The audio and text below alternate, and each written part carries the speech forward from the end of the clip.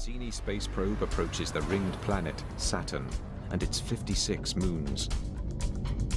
It discovers something almost unimaginable, conditions that might support life. And if those conditions could exist so close by, what might we find in the next galaxy? On a planet just like Earth.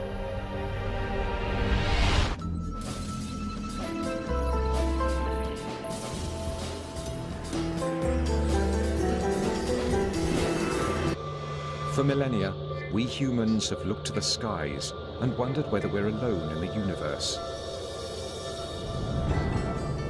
Today, we're closer than ever to knowing the answer. Some scientists believe we'll get our first look at our extraterrestrial cousins in the near future. I hope it's in the next 10 years, and I'm ready for it next week. So the sooner the better.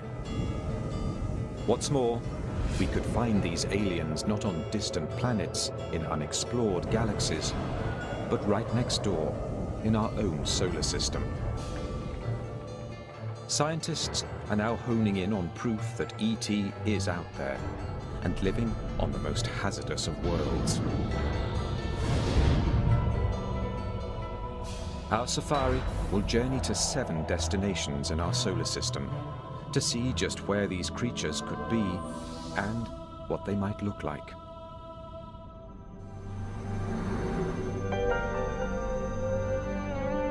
These exotic lands are unimaginably harsh.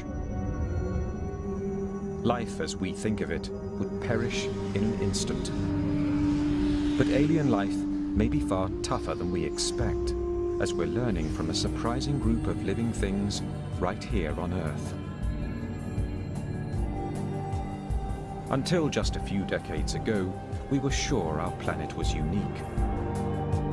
It is the only one we've found so far that has nurtured the evolution of millions of species. Thanks to its abundant sunshine, warm water, and protective atmosphere. We logically concluded that life needed each of those things, a conclusion that ruled out all other known worlds in our solar system. But then, biologists began combing some of the Earth's darkest and coldest places. And to their surprise, they found living, breathing creatures. Biologists call these organisms extremophiles. Some don't need light or oxygen. Others survive in tremendous atmospheric pressure. It seems life can turn up practically anywhere. Take Antarctica. After years of searching this arid, frozen landscape, scientists doubted they'd find anything alive. But in 1999, a team of explorers unearthed a rock from 6 feet under the ice. What they found amazed them. When they cracked the rock open, they found it teeming with tiny creatures. Here, at temperatures of 68 degrees below zero and 6 feet under solid ice, life had found a foothold. Biologists have been increasingly discovering life, not kangaroos, but, simpler forms of life that live at very cold temperatures, very high temperatures, very great pressures, even in places where there's sort of a high degree of radiation. It turns out life is able to live in a much wider variety of environments on our own planet than we used to think. And if life can survive extreme conditions, not just here at home, but elsewhere in our solar system, think of what this could mean. Unless there's something extraordinarily miraculous about our solar system or our planet, then life has got to be extremely commonplace. I mean, there's got to be large numbers of worlds with life, and some of them would have cooked up intelligent life. In the beginning, our Earth was as deadly a planet as any.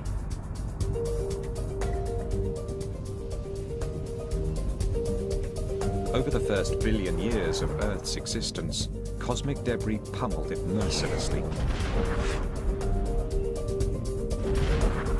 The impacts turned its surface into a broiling, seething inferno where life was impossible. But once the solar system settled down and the Earth began to cool, water appeared, setting the stage for life. In 1953, researcher Stanley Miller proved in a lab experiment just how easily life on Earth got its start. He combined water with hydrogen, methane, and ammonia, components of the Earth's early atmosphere. Then he zapped his solution with an electric charge to simulate lightning. His results shocked the world.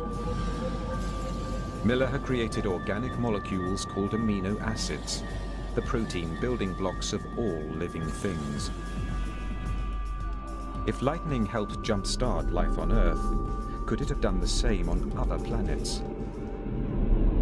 Galactic probes have now found the ingredients in Miller's experiment throughout our solar system, including one essential to life. One of the requirements that every form of life that we know about on Earth has, every single one, is liquid water. We've used evidence for liquid water to kind of guide our search for habitable environments. Our safari is headed to 7 worlds, some possibly rich in water, where scientists believe aliens might be hiding. While any life there might have begun much like life on Earth, how it looks now is anyone's guess.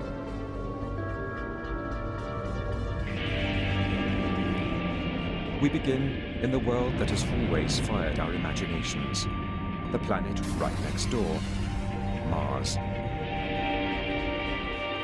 Of all the planets where we've looked for life, it's the one we've studied most. The scientist who may get the first look at Martians, if they're found, is Steve Squyres, principal investigator for NASA's Mars rovers. Mars has always had, among all the planets, I think, a special fascination for humans. For a very long time, we've known enough about Mars to know that it is probably the most Earth-like. It may be the most like Earth, with an atmosphere and seasons, but we humans would perish quickly on Mars. Its air is thin, 40 times thinner than the air at the top of Mount Everest. And it sits in a bad neighborhood of our solar system, near an asteroid belt. Its atmosphere is too flimsy to protect it. Asteroids continually bombard its surface. Violent winds can whip Mars's sandy soil into storms that consume the entire planet for weeks and spawn tornadoes 8 kilometers high. Midday temperatures at the equator of 1 degree Celsius fall to -70 at night.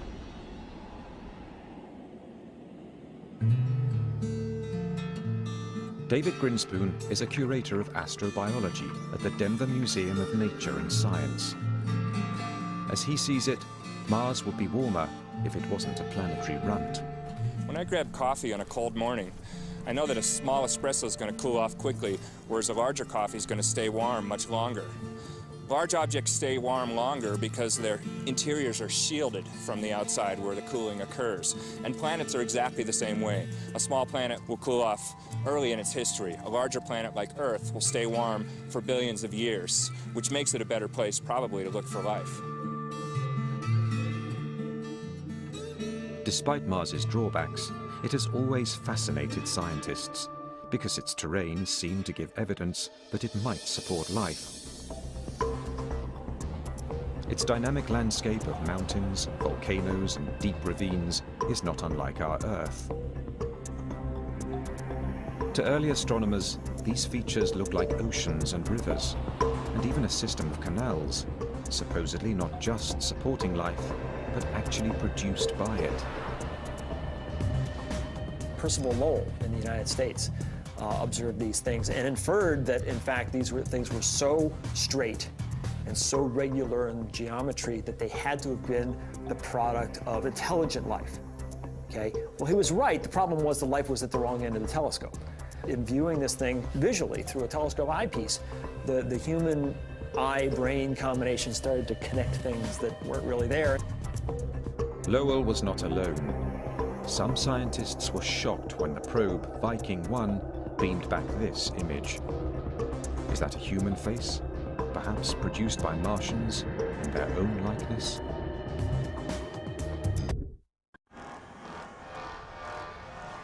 Until recently, we've never really known where to look in our solar system for extraterrestrial life. But we've always known what the aliens would be like once we found them. Consciousness. I was on a table.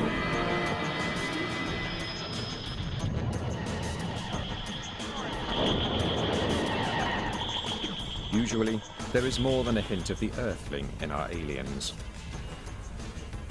Hostile or lovable, they tend to resemble mutant images of ourselves. As a senior astronomer at the Search for Extraterrestrial Intelligence Institute in California, Seth Shostak has spent his career listening for the radio waves of a distant alien society.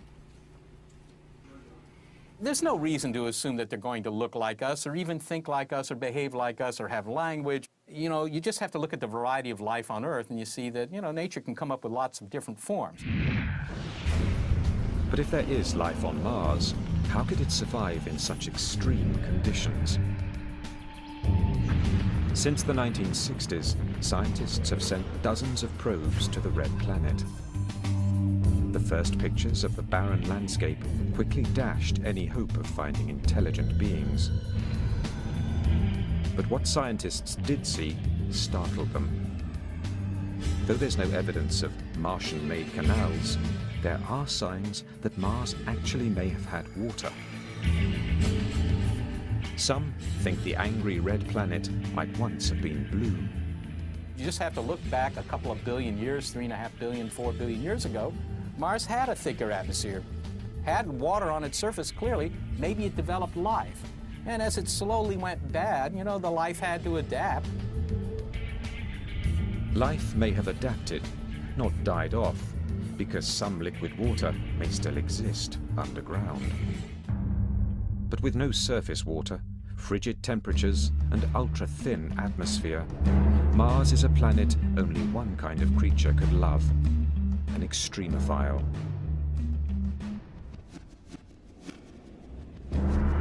Extremophiles thrive in the cruelest of places. To see where they might lurk on Mars, we head to the Valles Marineris, a massive rift in Mars's surface, 20 times wider than the Grand Canyon in places, and almost as deep as Mount Everest is tall. Lakes may have once flooded this valley, and those lakes could have hosted life. As the water dried up, life could have evolved to cope with the harsher environment. We won't know what these extremophiles are like until we find them. But they may resemble creatures that exist in extreme places right here on Earth. An unusual team of biologists, called astrobiologists, study Earth for the kinds of life we may find in outer space. Astrobiologist Rocco Mancinelli is on the hunt for Mars's extremophiles. If it went beneath the surface, and some of it undoubtedly did, then what happened to it? Well, it formed brine pockets. So what kind of organism can live in a salty brine? A salt-loving organism.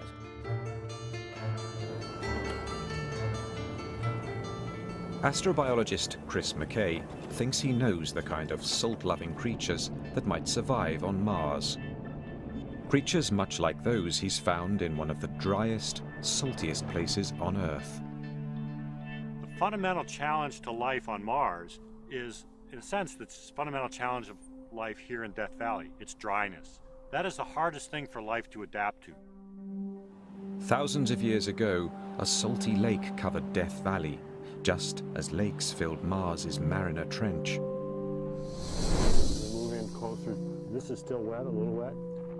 This appears like a lifeless place, a big, flat, white, empty horizon. But yet, just below the surface, we find layers of algae and bacteria growing. They're living in an environment that in many ways is fundamentally different from the environment that we sense on the surface. Here you're in a place which looks lifeless, looks dead, and yet you dig down and hidden underneath, there it is. Beneath the salt is a layer of hardy green algae that survive on the water and light that trickle through. The algae in turn feeds salt-loving microorganisms. Here in deserts on Earth, dried, salty lake beds, we're going to find them on Mars as well. Salty deserts are not the only places life might be hiding on the red planet. There are Mars's tremendous volcanoes, some of them 6 times larger than those on Earth. Astrobiologist Penny Boston studies the caves, called lava tubes, left over after volcanic lava has dissipated. Not long ago, we assumed caves like these were devoid of life. They get no sunlight, and no sunlight means no photosynthesis. But in lava tubes outside Albuquerque, New Mexico, Boston has found evidence of extreme life. Because we know Mars has many, many lava tubes. And so here we have the opportunity to see how these formed and also to look at the life that inhabits them.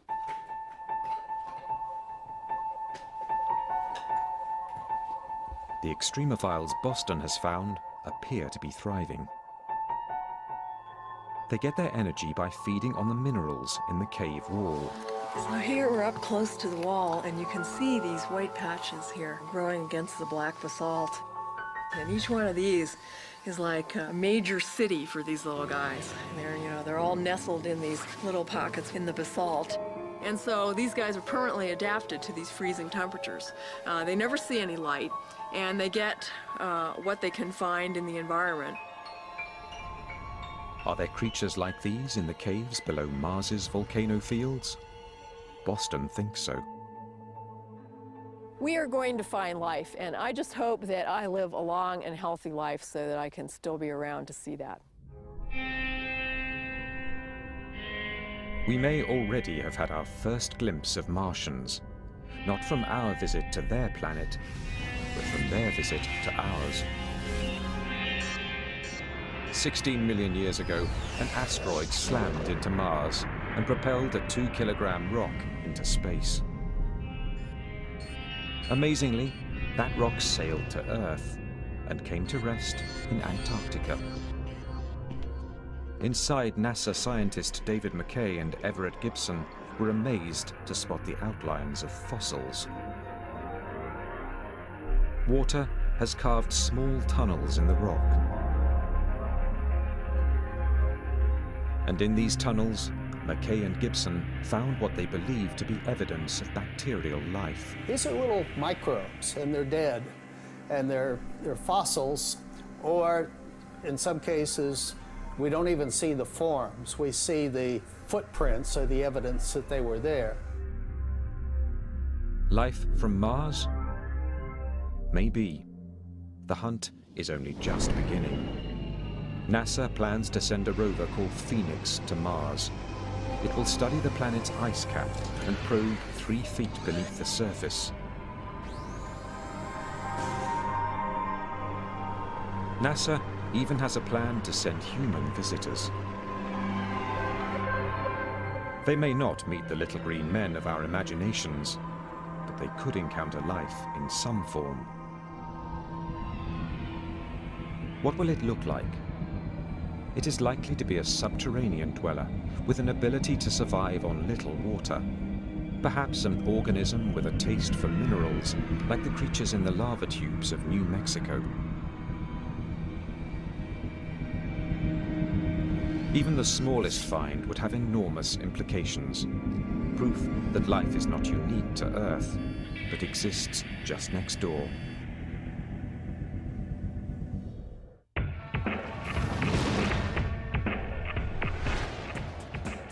Our safari to the places in our solar system likely to harbor alien life now takes us past the asteroid belt on the far side of Mars.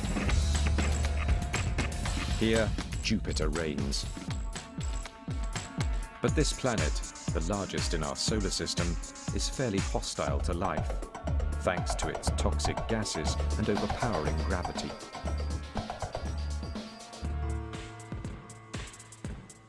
Not only is it pretty cold out at Jupiter, it's also, it's got this really thick atmosphere, tens of thousands of miles thick, and it's got ammonia and methane and, things used to clean the bathroom.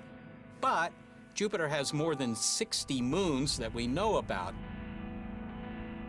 At first glance, those moons would seem unlikely places to seek alien life. Their atmospheres are thin, and they are inhumanly cold. The temperature on Callisto is lower than -200 degrees Celsius. The scientific probes Voyager and Galileo have detected little on the surface of these moons but ice, with one dramatic exception. Io is one of the closest moons to Jupiter. When NASA sent Voyager 1 to Io in 1979, astronomers were astonished to find its surface roiling with giant volcanoes. Io is the most volcanically active place in the solar system, just spewing volcanic material from its surface all the time.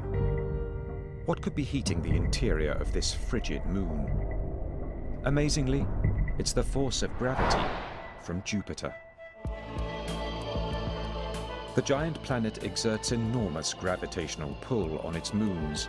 The closer the moon, the stronger the force. So strong, it can actually stretch their crusts. But some of these moons have elliptical orbits, so as they near Jupiter, the crust stretches towards it. When they move further away, the crust relaxes back towards spherical. This constant tidal movement creates friction deep inside, and that friction generates heat. It's like rubbing two sticks together to start a fire. The pull of Jupiter is heating Io from the inside out. Volcanic fumes and lack of water make Io inhospitable to life. But Jupiter's other large moons are more distant, close enough for Jupiter's gravity to warm them from within, but distant enough to remain calm on the surface. 3 of them look particularly promising as possible homes for alien life. The one furthest from the giant planet, Callisto. On its surface, Callisto looks like our moon, scarred and cratered by countless hits from asteroids. Those impacts may have melted the surface ice for brief periods, allowing life to take hold. But in 1998, the Galileo spacecraft detected a much more promising incubator deep beneath Callisto's surface. Radioactive rocks and tremendous pressure in its core generate heat inside Callisto. The heat may be melting its icy crust from below, creating a hidden ocean. And hidden oceans could mean hidden life. As we fly closer to Jupiter, we find its largest moon, Ganymede. Ganymede is also deeply scarred. Ridges rise above its surface. Those bright spots are craters as big as 5 kilometers across and likely to be lined with frost. But these photos offer the most compelling clues to where life here might hide. They show flowing glaciers, glaciers that resemble those on Earth. Ganymede's moving glaciers could also be signs of heat within.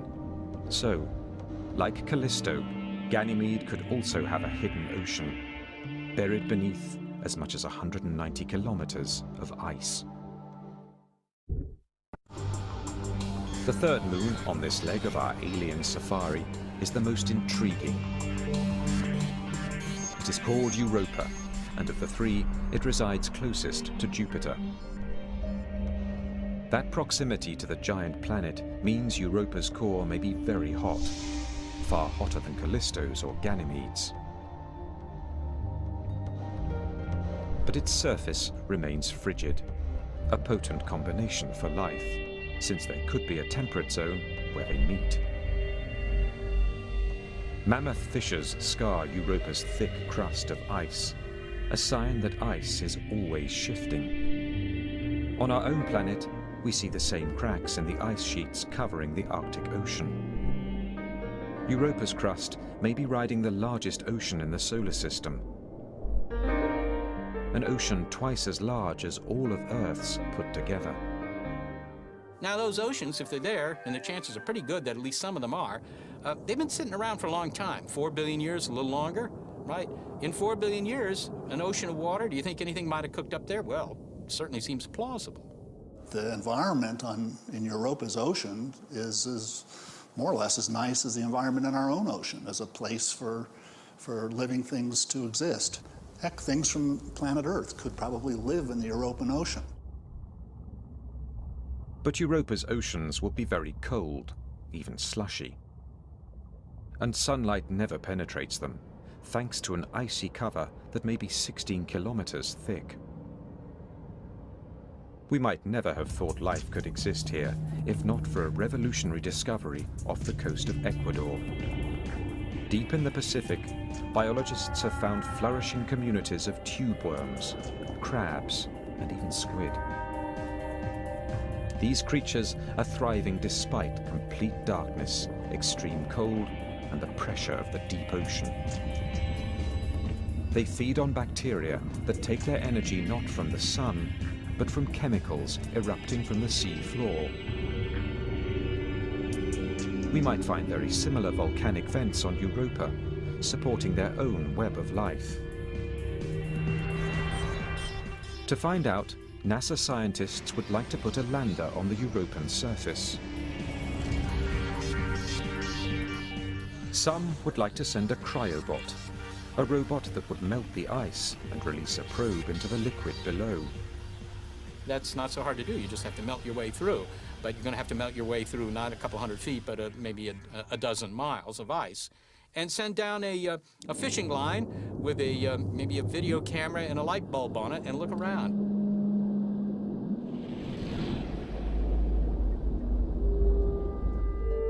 In all that water, we can't rule out the possibility that very simple life forms have evolved further.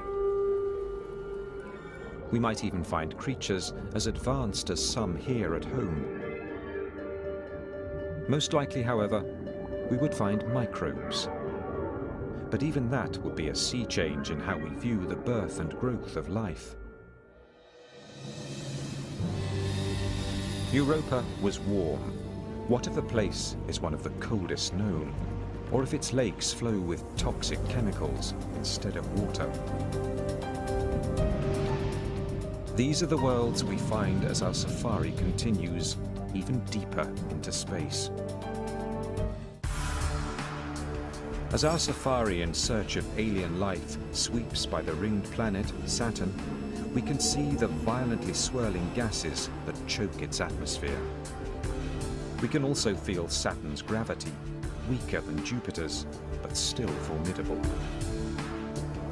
We'll keep moving. We're not likely to find living things here.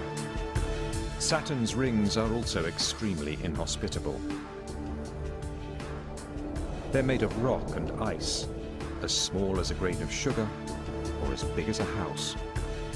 But Saturn has many moons, 56 that we've spotted so far. Our safari heads first to one of those moons, a tiny frigid satellite called Enceladus, just 500 kilometers in diameter. Here, gravity is very weak, a fraction of that on Earth. And Enceladus has hardly any atmosphere. It reflects back into space almost all the sunlight that hits it, making it the shiniest object in our solar system. Until very recently, we also thought Enceladus was too cold to support life. It appears we were wrong. In 2005, after a 7-year journey, the Cassini spacecraft approached the tiny moon and detected something that stunned the mission's principal investigator, Caroline Porco. So this was the picture that just, grabbed us. Just was shocking. Those are plumes made of water from a geyser. The geyser's steam and hot water hit the cold vacuum of space and explode into a jet of ice. With little gravity to rein it in, the ice cloud can grow as big as Enceladus itself. Porco has never seen anything like it anywhere else. It's like a planetary explorer's dream to come upon a body like Enceladus. Those jets, those fountains, if you will, just spewing vapor and icy snow hundreds of kilometers above the south pole of Enceladus. There's only one conclusion. Tiny, frigid Enceladus is piping hot within. Like Jupiter, Saturn's giant gravitational field tugs on its satellites, creating friction and heat within. As far as we can tell now, it seems like an inescapable conclusion that there may be liquid water deeper down on Enceladus because it's warm. And the best models we can put forth right now to even explain the warmth, much less the jets, seem to indicate that you would get temperatures warm enough to melt water. Heat, liquid water, even the furthest reaches of our solar system may contain the chemistry for life. What kind of creature could live in the steamy waters of a geyser? Thanks to hot springs back on Earth, we have some idea.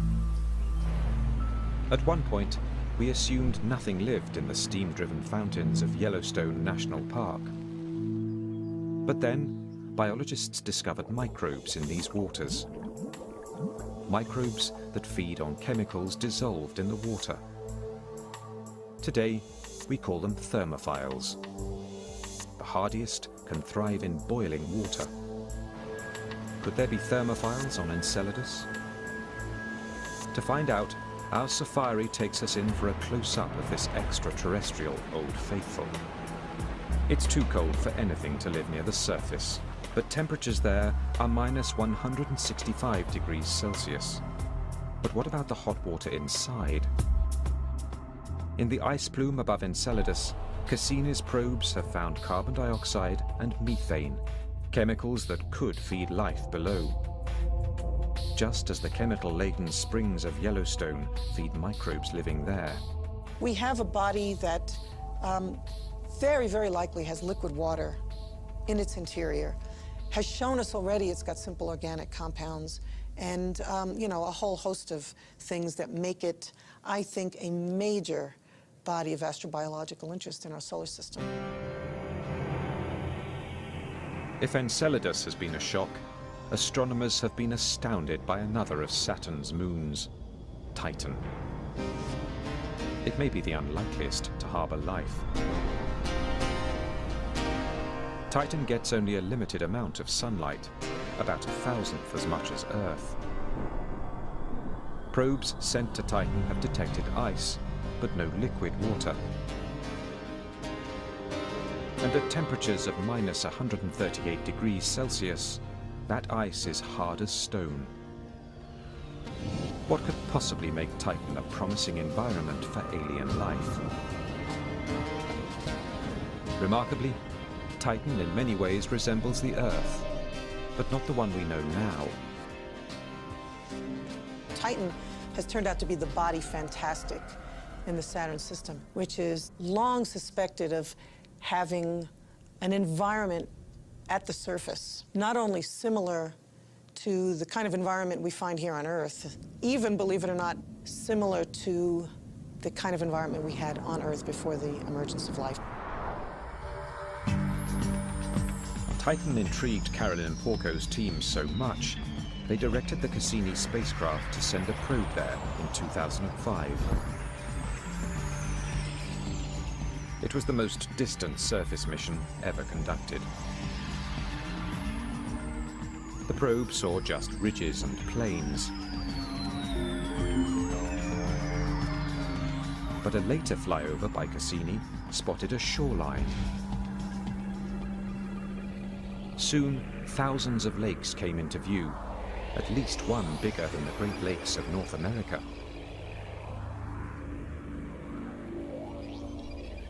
It's the first time we've ever detected liquid on the surface of another celestial body. Kind of looks like Minnesota, except the lakes are not water. They're liquid natural gas. But liquid natural gas is a liquid. And that's not snow. Those are methane flakes. Like Earth, Titan has weather. But it's of a rather psychedelic kind. There are even methane hurricanes. It's not water, it's methane, doing all the exact same things. Raining, evaporating, flowing in rivers. So you have something that is basically doing what water does on Earth. On Titan, only it's methane. A similar scene may have existed on Earth 4 billion years ago, making scientists suspect that Titan could also be an incubator for life. Chemistry does go on. At those cold temperatures, it's really slow. But Titan has had 4 billion years in which to do some chemistry, and maybe in that period of time, maybe something is cooked up. It would have to cook up without liquid water, something we've never seen before. But scientists aren't ruling it out. The substitute could be the methane, so abundant on Titan. Used for fuel on Earth, methane was long thought poisonous to all life.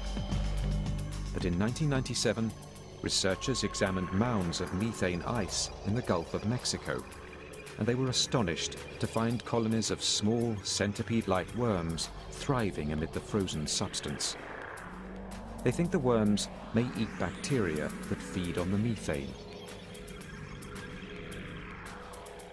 In general, things that we think of as deadly, many of them are potentially lively if you can figure out an evolutionary way to tap into that energy rather than having it destroy you. Then it can be bountiful. There could be one more complication for life on the surface of Titan.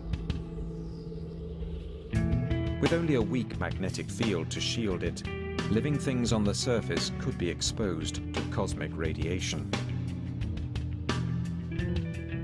But that might not be a problem for an extremophile, as we found here on Earth.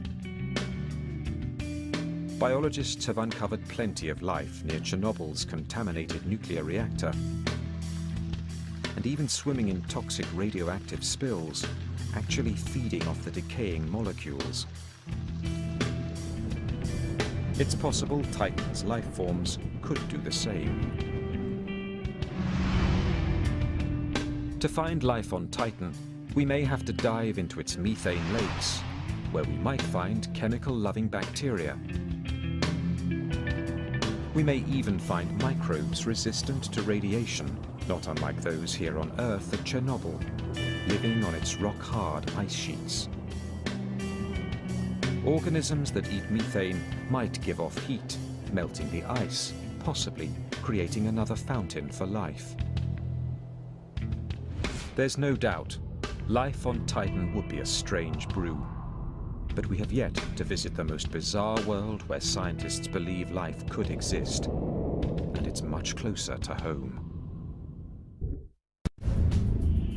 Our safari of the world's most likely to harbor alien life has taken us far.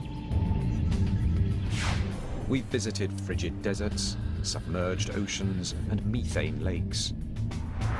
But the world we are about to visit may be the most extreme of all. For our final stop, we are turning back toward Earth, to Venus, our closest planetary neighbor in the solar system. If life can survive here, it seems it could exist almost everywhere. To reach the surface of Venus, we have to fly through a dense layer of yellow clouds, 64 kilometers deep, with a composition similar to battery acid. The atmosphere here is 90 times heavier than Earth's, too heavy for a human to tolerate. On the ground, there are extinct volcanoes and lava flows as far as the eye can see. They cover 85% of the planet's surface. It is hard to believe Venus once had vast oceans. You basically had a runaway greenhouse effect where as it starts to get warmer, the oceans start to evaporate, and then that puts water vapor in the air. Well, water vapor is a potent greenhouse gas, so that's what leads to the runaway. The oceans basically boil off, and then the CO2 all ends up in the atmosphere, and so today you have this very hot, hyper greenhouse planet. With temperatures around 460 degrees Celsius, Venus is even hotter than Mercury, the planet closest to the Sun. Not a surface hospitable to life. Life as we know it cannot exist on the surface of Venus because organic molecules would just be ripped to shreds by the hot gases. But we've stopped here, not because of what's on the ground, but what's in the air. In 1982, the Soviet spacecraft Venera 14 visited Venus. In the clouds, 50 kilometers up, it detected temperatures much cooler than on the surface. What's more, it found the molecules so critical for life, H2O. So far, every bit of water we've found beyond Earth is frozen solid. Only in the clouds above Venus have we found it in vapor form, a possible incubator for life. But Venus's clouds are also filled with highly acidic sulfur. Once, we thought nothing could live in sulfur. But scientists have analyzed some of the most acidic water on Earth, leaching from a California mine. Watch your head, That's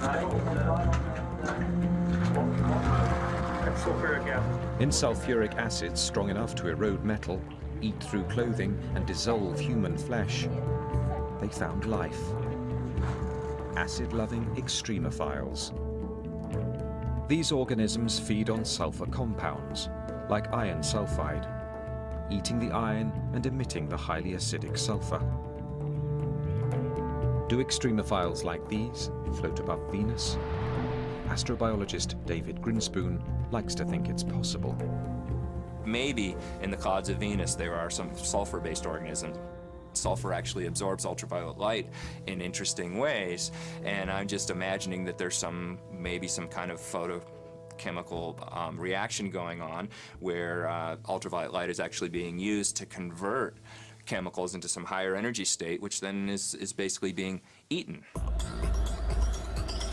What will these aliens be like if we do find them? They would have to tolerate high temperatures and enormous atmospheric pressure. They would also need to thrive in acid concentrations deadly to most life forms. Perhaps they might resemble a hardier version of the acid-resistant extremophiles in California's mine.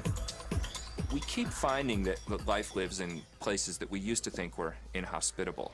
So whenever we say, oh, it's impossible, you couldn't have life in the clouds of Venus, I think we have to be very careful because they might just reflect our own ignorance or our limitations on our own imagination, and maybe not real limitations on the ultimate creativity of nature, which seems to find solutions to these problems. As our safari returns to the cool, blue, lush and lively world of Earth, we can see why we so revere its life-sustaining gifts. But, as we are learning, even the most extreme environments can harbor living things. Extremophiles may resemble the first version of life in our universe, and they could even be the most common. Could they have evolved further from these humble beginnings? Could intelligent life be out there as well? For more than 40 years, scientists at the Search for Extraterrestrial Intelligence Institute in California have been searching the skies for answers to that question.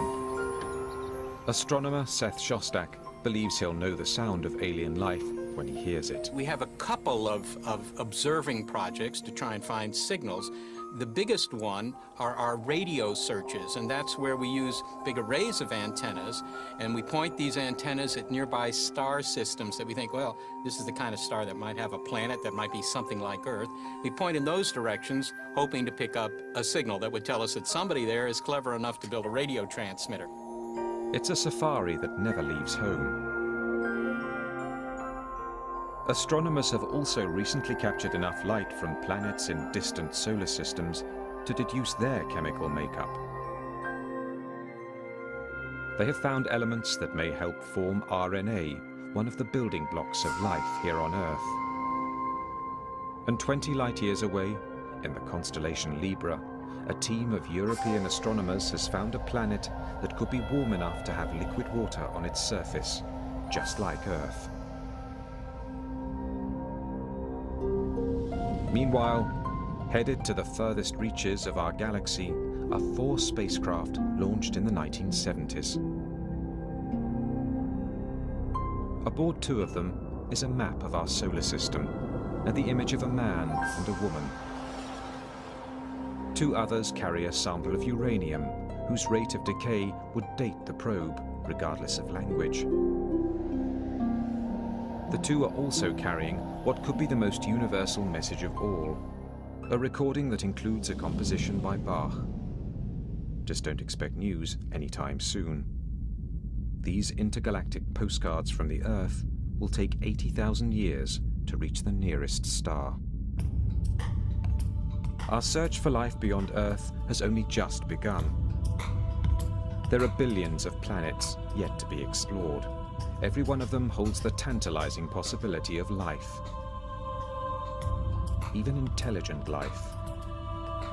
Just in the face of this enormity, the idea that we're the only game in town, it just doesn't seem reasonable. I think the question of whether we're alone is profoundly important for human beings in general. If you're aware, you really have to ask that question. Somewhere in a galaxy known or unknown, something or someone could be looking out into space, peering at the Milky Way and wondering, is there life out there?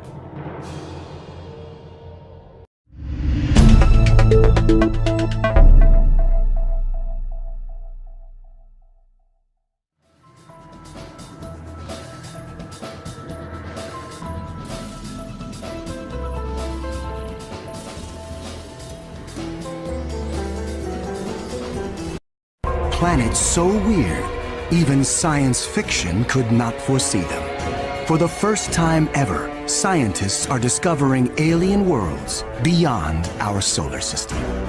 Places where ice is hot and rain is made of iron. They are uncharted, unearthly, and unpredictable. And somewhere, hidden among these strange new worlds, scientists seek the greatest discoveries of all. Planets like ours, alien Earths. 25 seconds. Storage tank press closed. March 6, 2009. 22 seconds. Later, GN2 pressure go. This Delta II rocket is going through its final pre-flight check.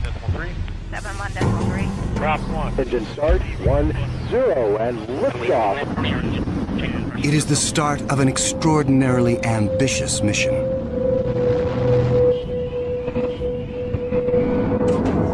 The Kepler Space Observatory is hunting for planets like Earth within a region of 100,000 stars.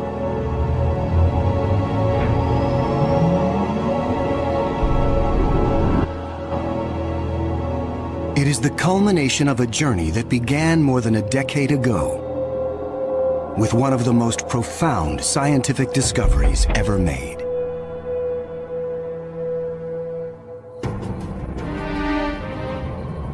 (1995). Swiss astronomer Michel Mayor and his team make a routine observation of stars in the constellation Pegasus, located 50 light-years away. But the instruments show something strange. One star is violently lurching and wobbling. What we discovered, it's one of these stars have a velocity changing with time. What is powerful enough to disturb a star the size of our sun? Mayor offers a radical answer: a planet.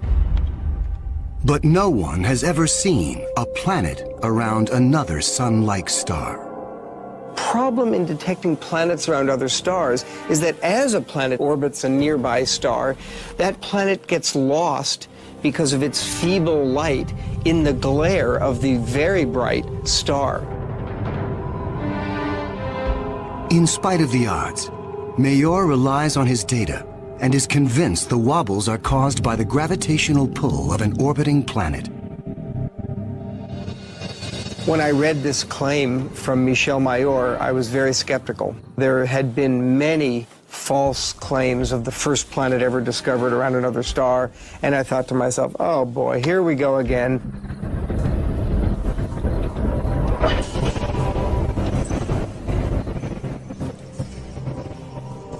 So I decided to observe the star on 4 consecutive nights. And stunningly, the star was shown to wobble exactly as Michel Mayor had said. Michel Mayor and his teammate Didier Queloz announce their discovery. It rocks the scientific community. They had found for the first time reproducible, confirmable evidence of the existence of a planet around a sun-like star.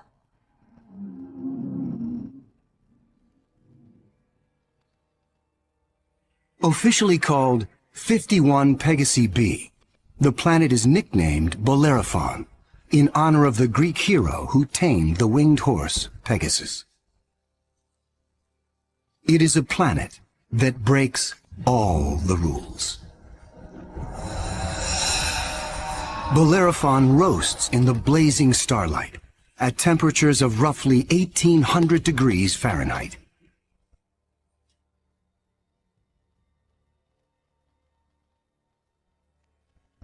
It is nearly 150 times more massive than Earth and is a gas giant like Jupiter. A gas giant is a planet made mostly of hydrogen and helium.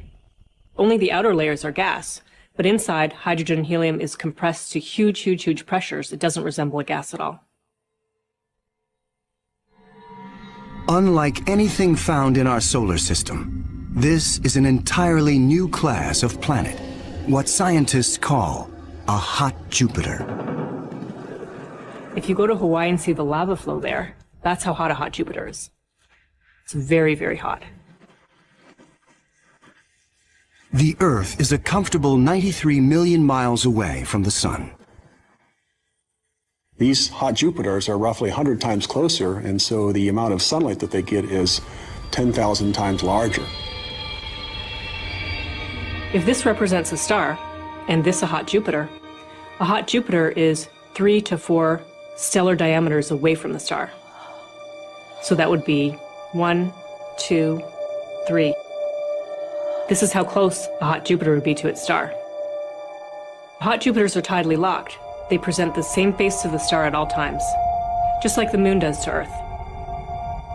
It's going to be permanent daylight on one side and permanent nighttime on the back. If I were stuck on a hot Jupiter, I'd want to be on the back side and hope that some of the heat from the front side facing the star would make its way around the back.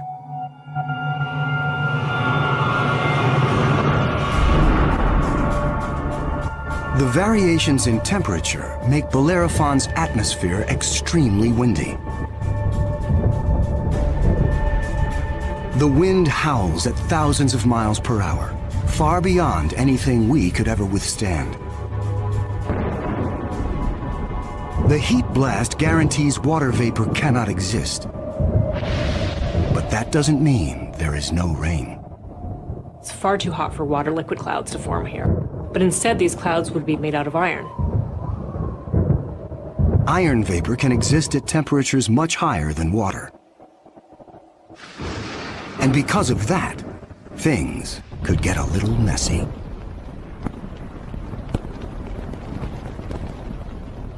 You better have an umbrella that's pretty sturdy, because the iron is going to start coating your umbrella very rapidly and making it extremely heavy and just crush that umbrella.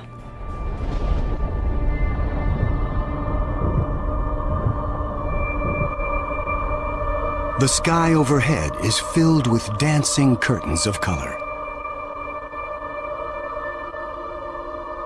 Charged particles from the nearby star make auroras far more extreme than the northern lights on Earth. There is something even more unique about this newly discovered world. Bellerophon orbits its sun in a blistering 4.2 days. No self-respecting planet goes around a star in 4.2 days. None of the planets in our solar system take such a short amount of time. For scientists, the tiny orbit challenges long-held notions of how planets form.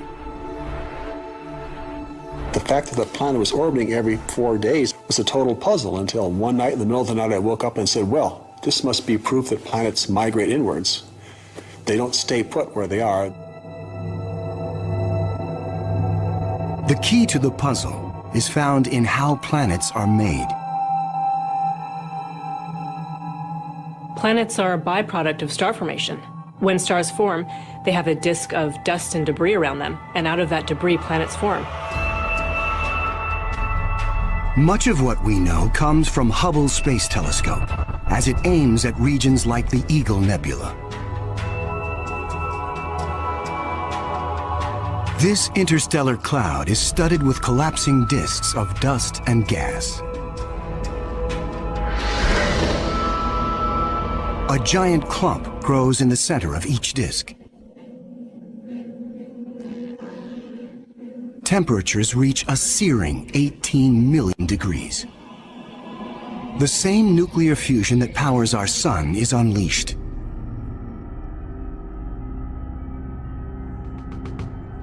The star is born. Radiation from the star generates a stellar wind that sweeps away leftover dust and debris. Some of the dust survives and remains in orbit around the newborn star. Over millions of years, the dust sticks together, forming knots that grow into asteroids, and the asteroids grow into planets.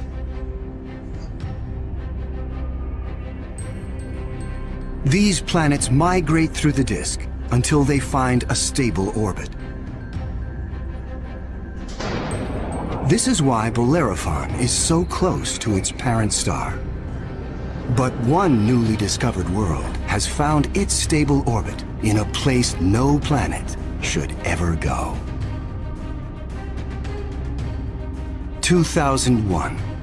Hubble Space Telescope is directed to an obscure star some 150 light-years away from Earth, in the constellation of Pegasus. This is the same region where Bellerophon was found 6 years earlier.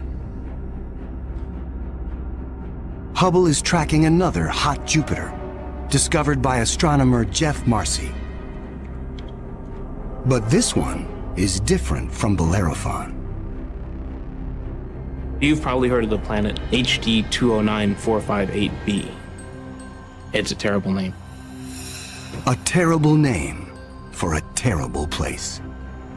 HD 209458b has been dubbed by some as Osiris, after the Egyptian god of the dead. Osiris is over 200 times more massive than Earth.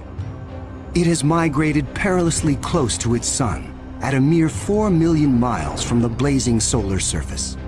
Osiris broils in a planetary hell. The average daily temperature on Osiris is over 2,000 degrees. Forget global warming.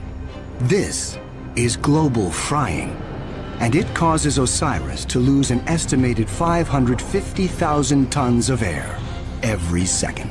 There's a leak of gas, a steady stream of hydrogen and helium and that's making a big, huge cloud all around the planet. Its atmosphere is bleeding into space. Scientists speculate that a colossal trail of gas spirals behind the planet for thousands of miles. OSIRIS presents an unprecedented opportunity for astronomers. Using Hubble, they analyze the alien planet's bloated atmosphere.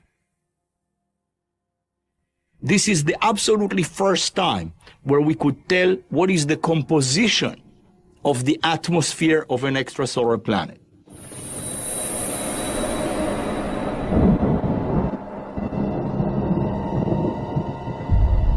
Surprisingly, Hubble detects many of the basic chemicals needed for life. Sodium, carbon, hydrogen, and oxygen. But OSIRIS is far too hot for life as we know it. There may be other forms of life, however, that thrive on higher temperatures. But there's no solid surface as we know it on a hot Jupiter. So this life would have to be just tiny little microbes floating around on aerosols. And on our own Earth, we have life that floats around in our atmosphere. But that life didn't start there. So life almost certainly would not exist on hot Jupiters. Astronomers have discovered many hot Jupiters since Bellerophon was found in 1995. But conditions on these worlds rule them out as places where the drama of life can unfold.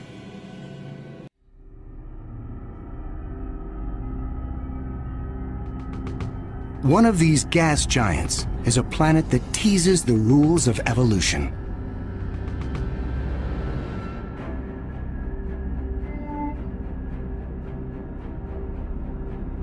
Astronomer Jeff Marcy discovers something shocking about a planet orbiting a star called 16 Cygnus b, located some 70 light-years away in the constellation of Cygnus, the Swan.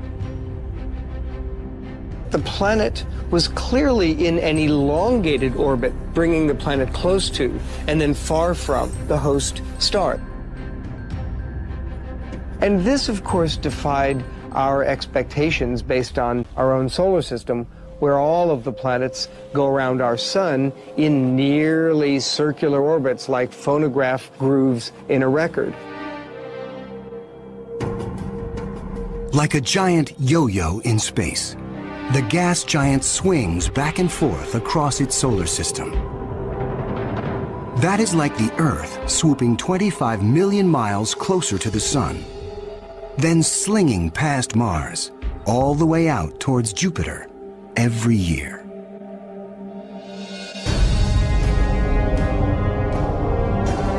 And like all of the gas giants in our solar system, this yo-yo planet might have an entourage of moons. Marcy speculates that one of these moons could be similar to Earth. And here's where the interesting story begins. Imagine a rocky moon with lakes, oceans, maybe streams and waterfalls on the surface. The moon orbiting its planet, the two of them orbiting the host star. Unlike the airless moon that circles the Earth, this moon is a world with extreme seasons. On Earth, the seasons are caused by the tilt of our planet. Here, they are caused by the elongated orbit. These poor planets that are in these elongated elliptical orbits suffer terrible changes in their climate throughout a year. As they make their closest approach, the yo-yo planet and its moon are blowtorched by the star. Summer begins. The atmosphere on the Earth-like moon is savaged with raging storms. Category 5 hurricanes on Earth are tiny eddies compared to the monster vortexes that form here.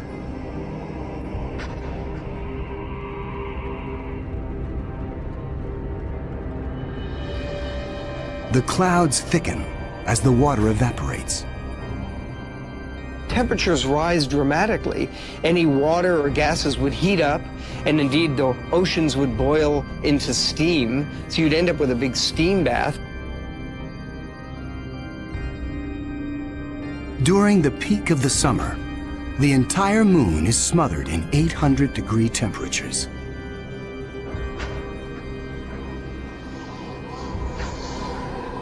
This is the closest approach to the star. During its 26-month orbit, the summer season is barely 2 months long. But what a season! The planet and its moon swing away from the furnace of the star.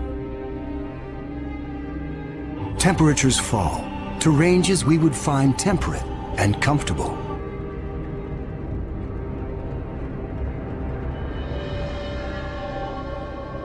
With the coming of fall, the rains return to the parched and roasted moon.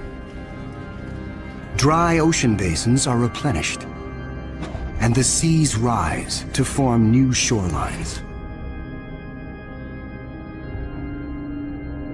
Tranquility prevails as the Yo-Yo planet and its moon slip into the deep freeze of winter. Now, over 200 million miles from the star, the daytime sky is dark. Temperatures hover around 260 degrees below. Winters are long, lasting 17 months. With the coming of spring, the sun looms large in the skies over this hapless moon as the ice cracks and melts violently. Huge icebergs calve into a stormy and fast-rising ocean.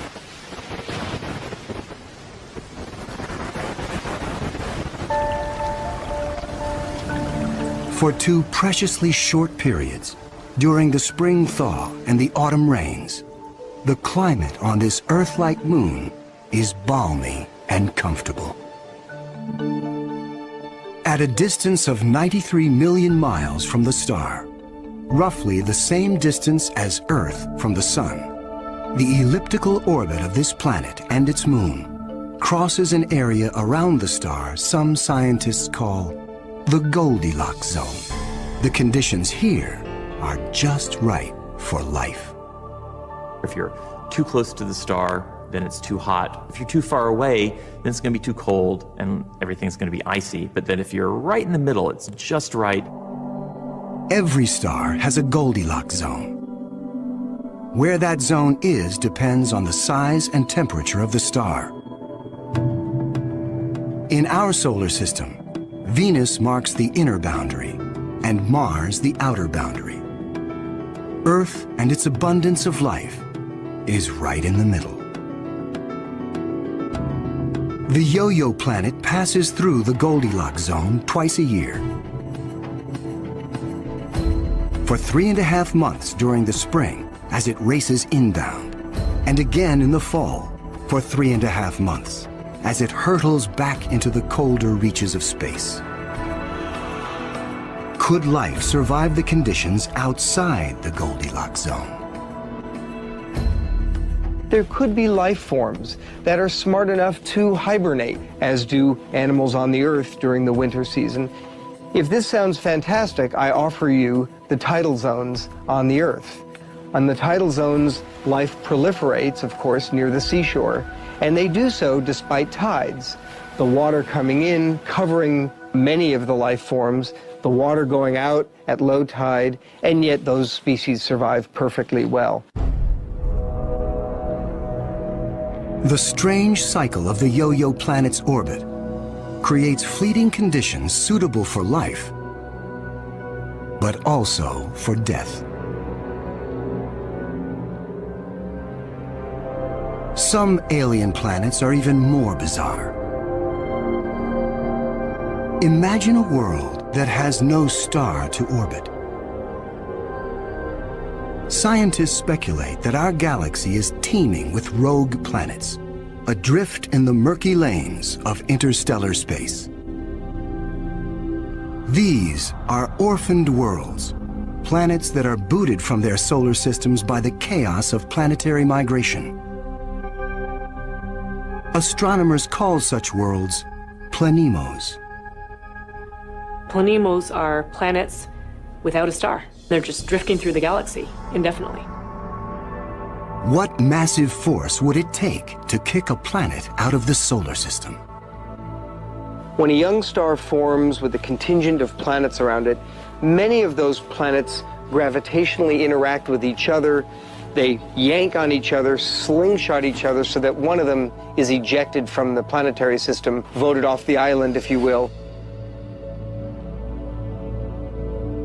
If you were, unfortunately, a resident on a planet that was kicked out by a collision or a near collision with another large object, you'd probably rapidly move out of the habitable zone. There are hundreds of billions of these lost, wayward, poor, wandering planets out in our Milky Way galaxy with no parent star to warm them up. Cold, dark, quiet. Because planemos have no sun, they are worlds without days or years. They keep vigil through an eternal night. Planemos are solitary wanderers, sentinels of the galaxy. Just because it's out there drifting in space doesn't mean a planemo is dead. If the planemo is a rocky world, it could well have life on it. A small rocky planemo without an atmosphere will slumber in extreme cold, far colder than the coldest winter day on our own South Pole. But a planemo large enough to retain an atmosphere traps the heat generated when the planet was first formed. It is the ultimate greenhouse effect. The heat and energy comes from the molten core deep inside the lonely planet. If the planemo is a gas giant like Jupiter, it may have a system of moons. The gravitational pull between the planemo and its moons creates friction, causing the interior of the moons to stay warm.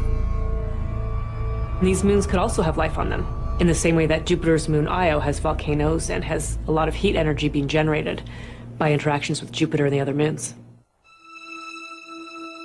If anything lives here, it will be single cells, like common bacteria found on Earth. Not complex life forms. Without a sun to provide photosynthesis, these tiny organisms derive their energy from the chemistry in the soil of the planemo, or its moon. On Earth, there are similar conditions. Colonies of bacteria are found deep within mine shafts in South Africa. They have no access to oxygen nor light, and survive entirely on the chemicals they make from the surrounding dirt. Their metabolisms are extremely slow, and they reproduce only once every 1,000 years. If life dwells on a sunless planemo, it could be organisms like them, marooned when their planet was young. While planemos slumber undisturbed, there are worse places to be in the universe. Like in the company of this lethal pulsar, some 980 light years from Earth, in the constellation of Virgo. From afar, a pulsar looks like a blinking light. But up close, pulsars machine gun their surroundings with deadly radiation. They are no place for planets. Yet something interferes with the precision of this pulsar. One explanation is that the anomaly is caused by a planet. But many astronomers are skeptical that planets orbiting a pulsar can exist. The reason that's a problem is because pulsars are formed in these incredible explosions. When a red giant star explodes, a titanic fireball known as a supernova unleashes as much energy in 1 minute as our sun generates in its lifetime. When a star goes supernova, the shockwave is so immense it's hard to imagine any planet surviving that. When the cosmic dust clears, all that remains is the crushed core of the red giant, pulsing in the heart of an expanding debris field.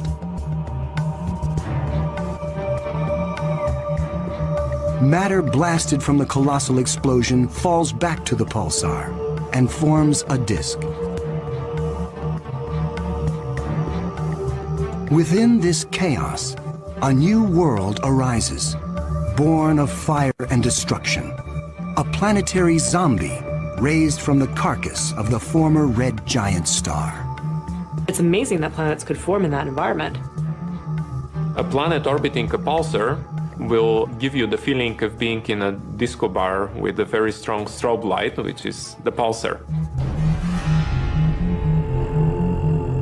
Radiation from this stellar beast breaks down the organic molecules needed for life. The pulsar has these very strong magnetic fields that are being spun around as the star is rotating quickly, and it's picking up any material, electrons, protons, and speeding them up and slinging them out at high speed. So it's like a solar wind with a vengeance. I can't imagine that there would be much of an opportunity for even simple life, microbial life, to emerge and to flourish on a planet around a pulsar. Largely because if you were in the pulse, you'd be severely energized, and if you were not in the pulse, you would be completely devoid of energy. The discovery of pulsar planets shows how new worlds can form in the wake of a star's destruction. No matter where a planet arises, the process of its birth is fraught with danger. Sometimes, the violence is so great, the end of the world comes before the beginning. 2007. Astronomers using the giant Gemini North telescope make a strange discovery in the Pleiades cluster some 400 light-years from Earth. A star known only by its catalog number, HD 23514, is surrounded by a giant donut-shaped cloud of dust and gas. The star in the middle of the donut shape is about 100 million years old. A cosmic toddler in astronomical terms. Our sun is 45 times older. The conditions are perfect for planets to form. But spectral analysis finds something strange. The dust is utterly pulverized. Typically, a newborn star is surrounded by fledgling planets. Planets form around the young star in a protoplanetary disk of gas and dust. And then these planets go on their merry way orbiting the star, not realizing that they're in an orbit that's too close to another planet. Millions of years ago, two primordial planets orbiting HD 23514 are spinning toward doom. As the two worlds close in, tidal forces torque each planet from spheres to egg shapes.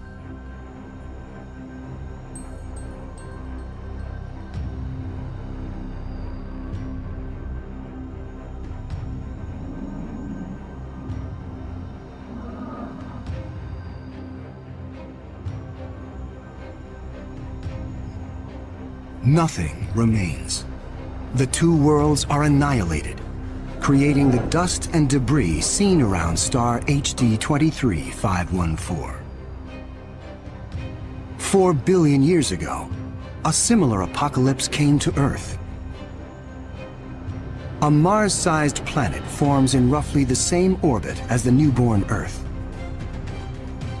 Like the planets at HD 23514, Earth and this Mars-sized body are barreling toward each other. If you happen to be unlucky enough to be standing on a growing planet when it was in the process of still becoming the Earth, you might wake up one morning and notice that the sky was getting darker and darker as a Mars-sized body was coming at you within a period of less than an hour.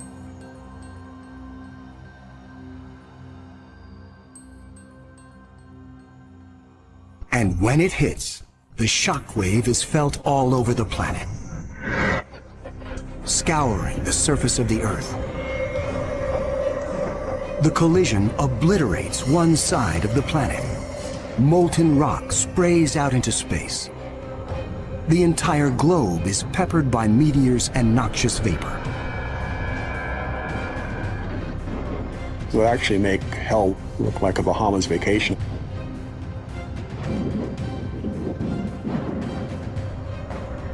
The debris field from the collision coalesces and forms our moon. It is a new beginning for our planet. Collisions are part of the birth process for planetary systems. Building up a terrestrial planet is probably all about colliding pieces of rock together. And all across the galaxy, colliding pieces of rock are forming terrestrial worlds that defy the imagination.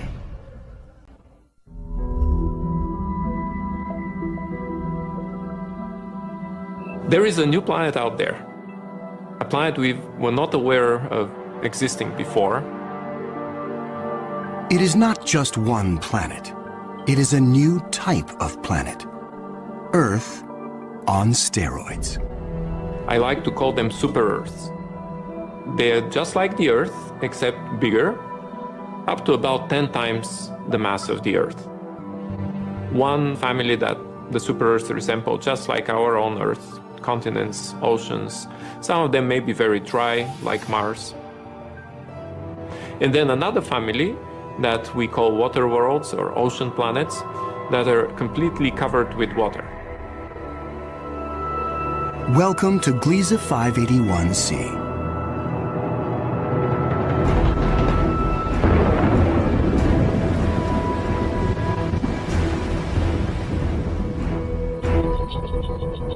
This planet was found by Michel Mayor, and it orbits with 2 other planets around a very small star.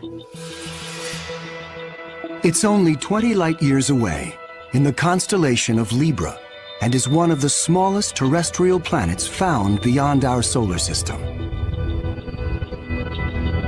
That doesn't mean Gliese 581c is small.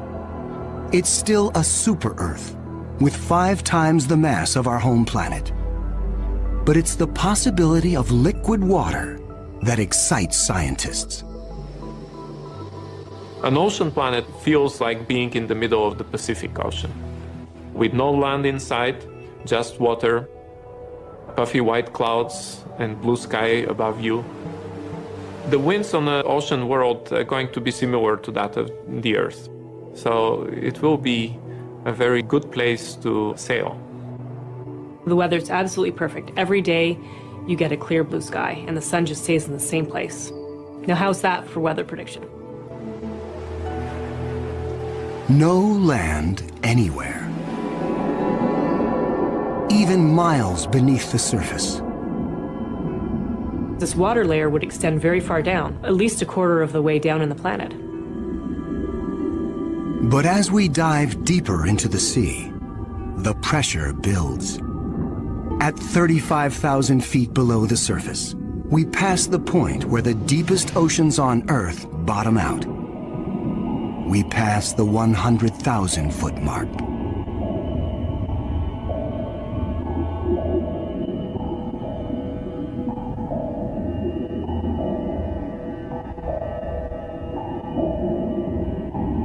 The pressure is so great, water itself begins to take on surprising new forms.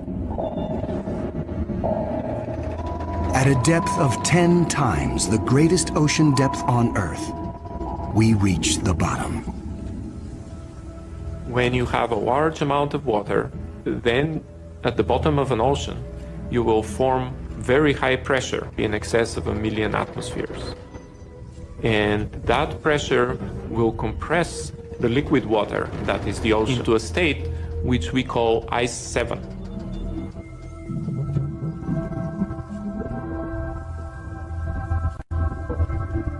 No, it's not like ice in your refrigerator. The molecules of water that are in the ice in your refrigerator are kind of all jumbled up.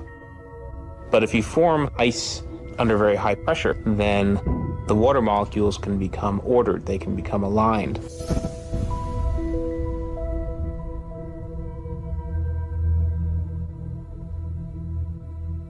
I can show you a crystal that is a very good analog to ice 7. This is halite, also known commonly as rock salt. Ice 7 may exist within our own solar system. Europa, a moon of Jupiter, could possibly have a mantle of liquid water surrounded by a thick, icy crust.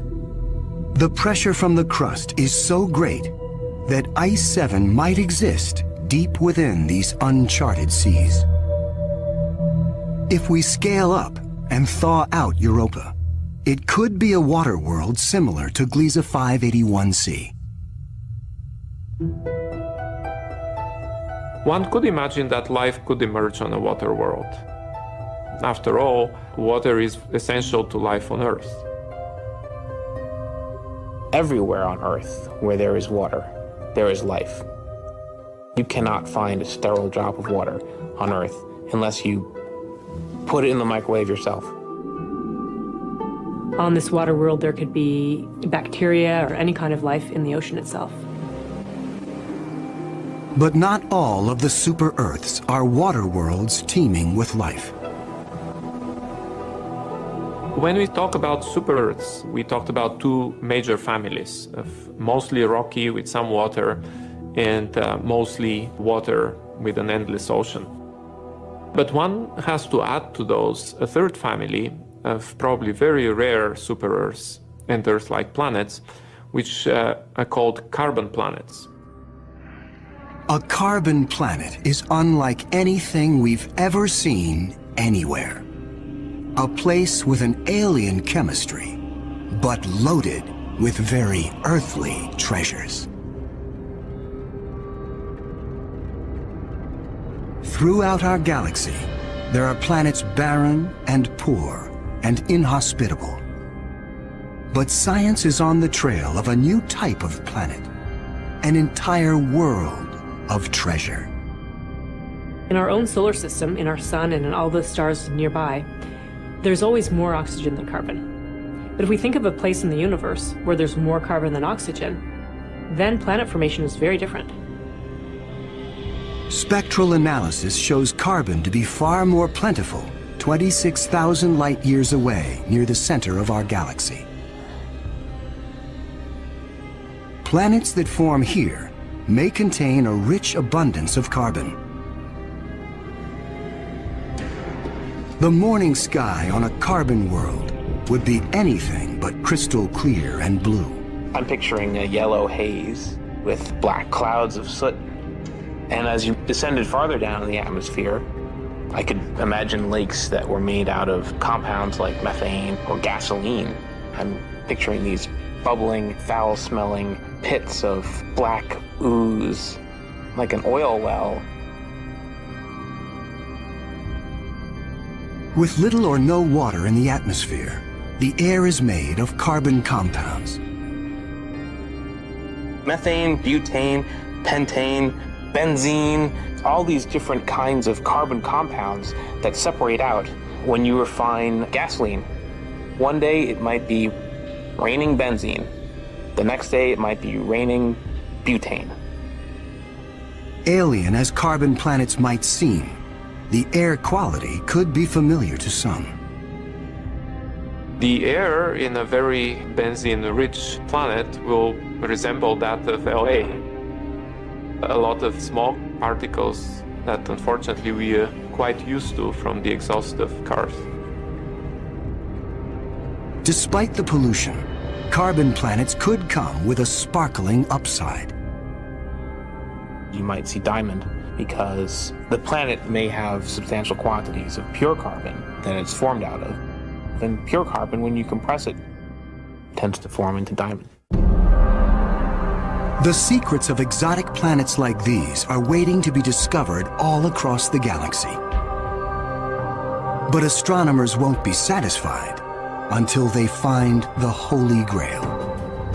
A planet like our own, one that sustains life, the next Earth. People always ask me, do I think we're going to find another planet like Earth? And I answer, absolutely. Every star probably has planets roughly the same size as our Earth. We think that essentially every star has several Earth mass or super Earth mass planets. So if you have, say, 200 billion stars in the galaxy, that may mean there are 400 billion Earths in the galaxy or more. 400 billion Earths. The Kepler Space Observatory is the first instrument capable of finding one of these planets. Kepler is looking at the constellation Cygnus in the night sky at 100,000 stars, taking picture after picture after picture, minute after minute. And the goal of Kepler is simple: to look for stars among the 100,000 that dim. When a star dims slightly, it means a planet passes in front, blocking some of the light. How long the star dims and how much light gets blocked will tell scientists about the size of the planet and the distance from its sun. A good analogy for this is looking for the dip in the light that you would see from a searchlight if a small moth flew across the searchlight. And so it's a really tiny dip in the light as the planet transits. It is a very powerful technique because it allows you to discover planets that are even smaller than the size of the Earth around stars similar to the Sun. It is a technique that is changing the course of science. We think we may be able to find a planet that is habitable in the next few years. Scientists estimate the Kepler mission will find a minimum of 50 alien Earths. One of the big questions that anybody looking for life beyond the Earth is facing today is, what if we don't recognize life even though we discover it? Conditions on an alien Earth may cause life to evolve differently. My hope is that we'll see some sign that will make our hairs stand up on the back of our necks. Whatever that sign is, it will be the first chapter on the greatest scientific story ever told.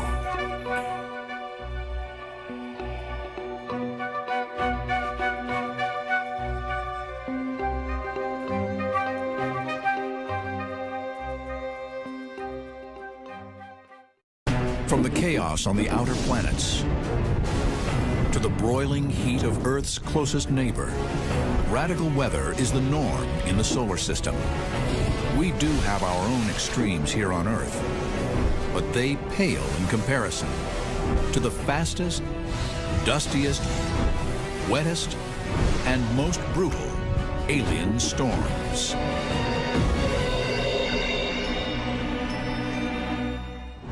On Earth, the sun drives our weather, and sometimes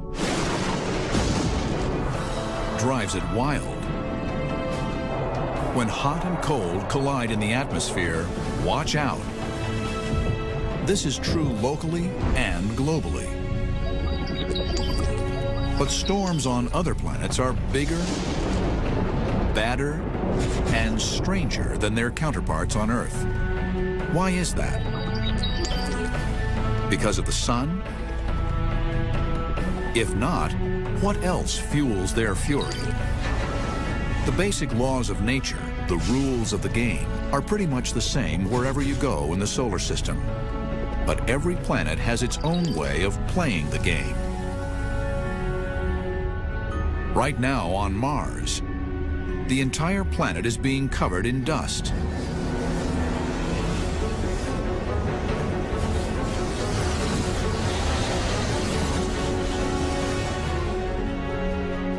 This global dust storm blocks 99% of the sun's rays from reaching the planet's surface. It's actually a system of smaller but still massive storms churning dust high into the atmosphere. Once it starts, it takes months for Martian skies to clear. Mars is just the most dramatic weather in the solar system in some senses. It's very rare in the solar system you get a weather event that can take out the whole planet. So if the basic rules of hot and cold are the same on Mars, why is the weather so different from Earth? For one thing, Mars is half the size of Earth. It's also 50% further from the sun, so it's much colder. The average temperature on Mars is minus 80 degrees. That's almost 130 degrees colder than Earth. And the atmosphere is extremely thin and composed mostly of carbon dioxide. But perhaps the most important difference is this: Mars is a global desert. What would Earth be like without water? Well, you'd probably have a lot of dust. There's no liquid water at the surface of Mars, and there's very little water in the atmosphere, and so there's nothing to sort of keep the dust down. On Earth, dust storms are localized and short-lived. The reason for that difference in scale is that the storms are generating their own weather on Mars, whereas on the Earth, they're slave to the weather that's going on around them. In other words, on Earth, the global weather system creates dust storms. On Mars, the storms create a global weather system. Astronomers have always been able to see big Martian dust storms easily with Earth-based telescopes. But what they couldn't see was what caused them. That would require a trip to Mars itself. In 2003, NASA landed 2 rovers called Spirit and Opportunity on the Martian surface. Their mission? To learn more about the geology of the red planet. NASA engineers always assumed that as these 2 vehicles roamed the Martian surface, dust would build up on their solar panels. If you have a lot of dust that's falling down out of the atmosphere and coating the panels, pretty soon you're not getting much sun to the silicon. And in fact, we thought that was what was going to kill the rover Spirit and Opportunity. Only it never happened. The rovers didn't die as expected. As dust built up on the panels, somehow something would clean them off. But how could this be? NASA engineers were baffled until the rovers themselves saw the culprit. Martian dust devils. It turns out that dust devils were sort of our white knight. They came along and cleaned off the solar panels just at the time when we were expecting to start having some problems. There are beautiful photos that actually show dust devils moving across the Martian atmosphere and ghostly soldiers moving out there in the distance. A dust devil is really an extreme form of rising hot air or convection. And that hot air wants to go up, and it comes up just like, water going down a drain. Well, this is air that just spirals up into the colder parts of the atmosphere. Whenever warmer air, which is less dense, rises up through cooler air, which is more dense, it rotates as it swirls upwards. Convection can be very powerful, strong enough to lift things up. On Earth, it lifts moisture, and that's how thunderstorms form. But on Mars, there is no moisture, so it lifts dry, dark dust and creates giant dust storms instead. Once airborne, Martian dust clouds absorb sunlight and heat the atmosphere. This supercharges the convection, lifting still more dust. That produces more winds, which bring up more dust, and these things can spread up to thousands of miles across, or even, in some cases, they can envelop the entire planet. And because the Martian atmosphere is so thin, it doesn't take much to get this cycle going. You get a lot more difference between the surface temperature and the air temperature, and so the convection on Mars is very much more vigorous. As a rule, Earth doesn't get the temperature extremes that Mars does. But sometimes, here and there in the deserts of Earth, convection can be very Martian-like. And we get dust devils, too. But at Arizona State University, Lynn Necrace makes dust devils to order in a lab to study them up close. He uses a vortex generator and substitutes lighter, dry ice for dust. What he creates is not an exact replica of how real dust devils form, but good enough to see how they pick up dust and debris. Natural dust devils usually form from the bottom up, as opposed to tornadoes, which form from top down. So what happens when we turn this on, we have the airflow starting, and as the airflow starts to rotate from the fans down to the floor, we actually end up having the vortex form. In other words, the vortex generator, basically a huge vacuum cleaner, imitates the swirling action of convection. You can see here there's a wider base where larger particles of the dry ice are being swept up and gets wrapped up and tightens as it expands upward.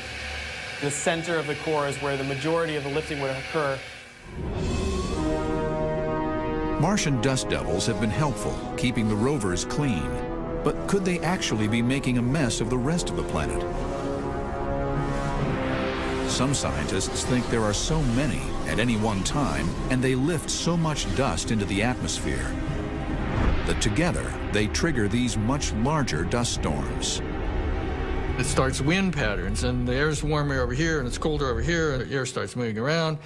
Pretty soon you're spreading dust over the whole planet. And we found measurements that indicate there's up to maybe 200 dust devils per square mile per day during some parts of the summer. And they can range from a couple of 100 feet tall to devils that stretch 6 or 7 miles high. You can get just towering monsters of dust devils that we would never see on the Earth. The kind of maximum size dust devils you see on Mars are more like tornadoes on the Earth, where they're going up almost 10 kilometers. So these things are just real monster systems. Back at Arizona State University, scientists blow crushed walnut shells as silicate particles in the Planetary Geology Wind Tunnel to replicate dust and wind conditions on Mars. If we can understand and sort of replicate what's going on, then we can, in a sense, understand how the Martian surface has been changing and continues to change as time goes on. Oddly enough, their studies reveal that it's easier for winds to loft larger sand particles into the air than smaller dust particles. This is because there's cohesional forces and static forces between the very small, fine dust grains.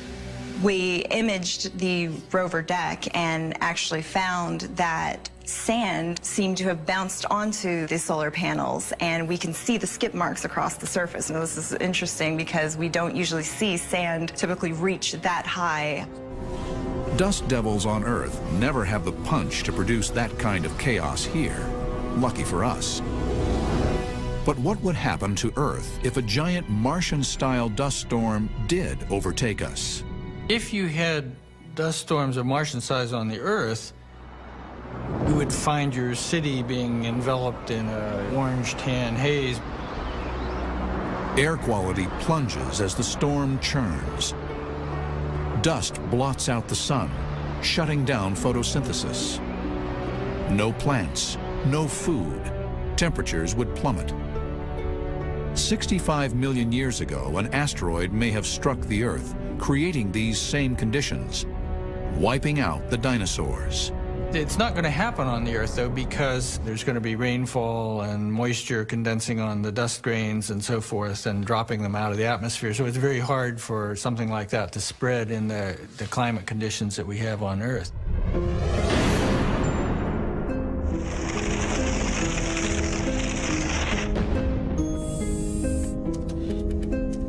Forecasting Martian weather may someday be just as important as forecasting the weather on Earth. If we ever want to send a manned mission there, the word environment no longer really applies just to the meadow next door and the little stream down at the end of town. It's the whole inner solar system. I mean, that's really our environment now. the sun's energy bathes all the planets. On Earth, it creates hurricanes. On Mars, planet-wide dust storms. But with almost no solar energy, distant Neptune produces violent and powerful winds. Where do they come from? And just how bad are they? If Neptune's winds were to travel to Earth, these alien storms would literally blow us away.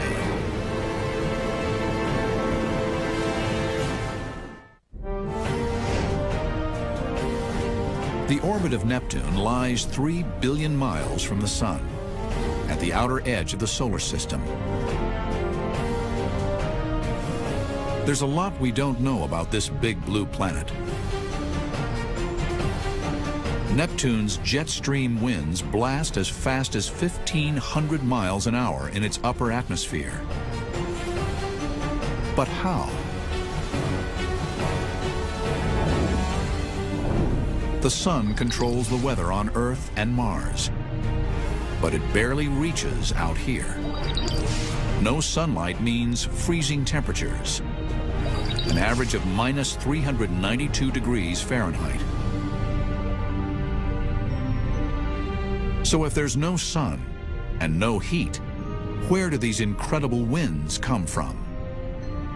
One of the interesting puzzles is that as you go further out in the solar system, you get further from the sun, the winds don't go down. You still get very strong winds. The energy for Neptune's winds must come from somewhere, and scientists are working to figure it out. Neptune's energy is certainly not going to be powered by solar radiation. In fact, the energy we detect coming out from the planet in the infrared as heat is 2.5 times the energy coming in from the sun. So the planet is creating its own heat, not from its core, which is made of rock and ice, but wrapped around this icy center is a mantle of ammonia, methane, and water, all being squeezed by enormous pressure and generating tons of heat. So while Neptune is frigid on the outside, on the inside it's giving off a lot of heat. This heat may help generate Neptune's winds, but they're still too strong to come from the mantle alone. Something else is pushing them faster and faster. Earth has a hot core too, and it's a lot closer to the sun. So why don't we have winds like Neptune? For one thing, our oceans store and release energy, and that helps generate our weather. That adds energy in places, takes it out in others, in a very complicated system. This complicated system produces a lot of wind. And just where are Earth's fastest winds found? Surprisingly, not over the ocean. They blow instead over the top of a fairly modestly sized mountain. New Hampshire's Mount Washington. The highest winds ever observed by human beings were right here on Mount Washington at 231 miles an hour on April 12th in 1934. Mount Washington Observatory, a private non-profit scientific institution, is responsible for tracking the weather and climate atop the 6,288-foot tall mountain. This remote weather station, accessible only by snow tractor in the winter, has kept daily records for the last 76 years. It's definitely one of the most extreme locations on the planet. We regularly see in the wintertime winds exceeding 100 miles per hour every few days. Nowhere near as ferocious as Neptune, yet still pretty strong. But why does this mountain, 1/5 the size of Everest, produce such fierce gusts?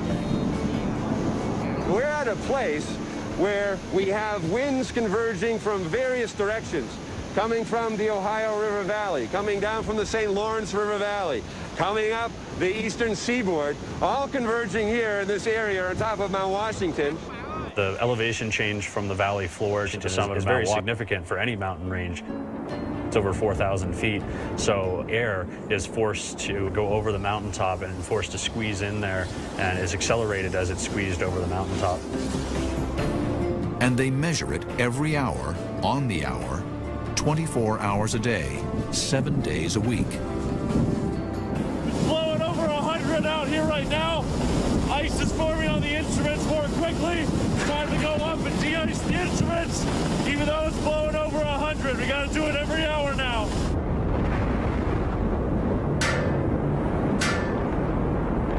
Ironically, Earth's uneven surface, which channels winds into powerful gusts on Mount Washington, ultimately knocks them down over time.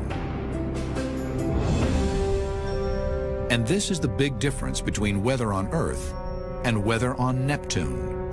Earth has mountains that slow winds down. Neptune is as smooth as a cue ball.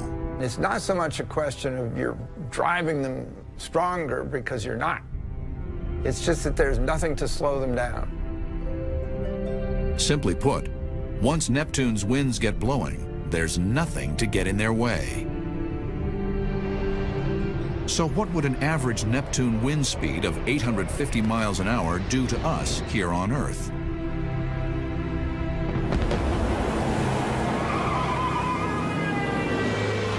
We have parking level winds in the Earth sometimes above 100 miles an hour. You consider that pretty dangerous. So if we sat with 900 mile an hour winds from Neptune on the Earth, we would probably start wiping out everything on the surface and scraping everything off. Giant Neptune takes wind and transforms it into something extreme and almost unrecognizable. But orbiting just beyond the rings of Saturn is a small moon that does the same thing to rain. This is Titan, where an everyday rain shower would turn Earth into an explosive fireball.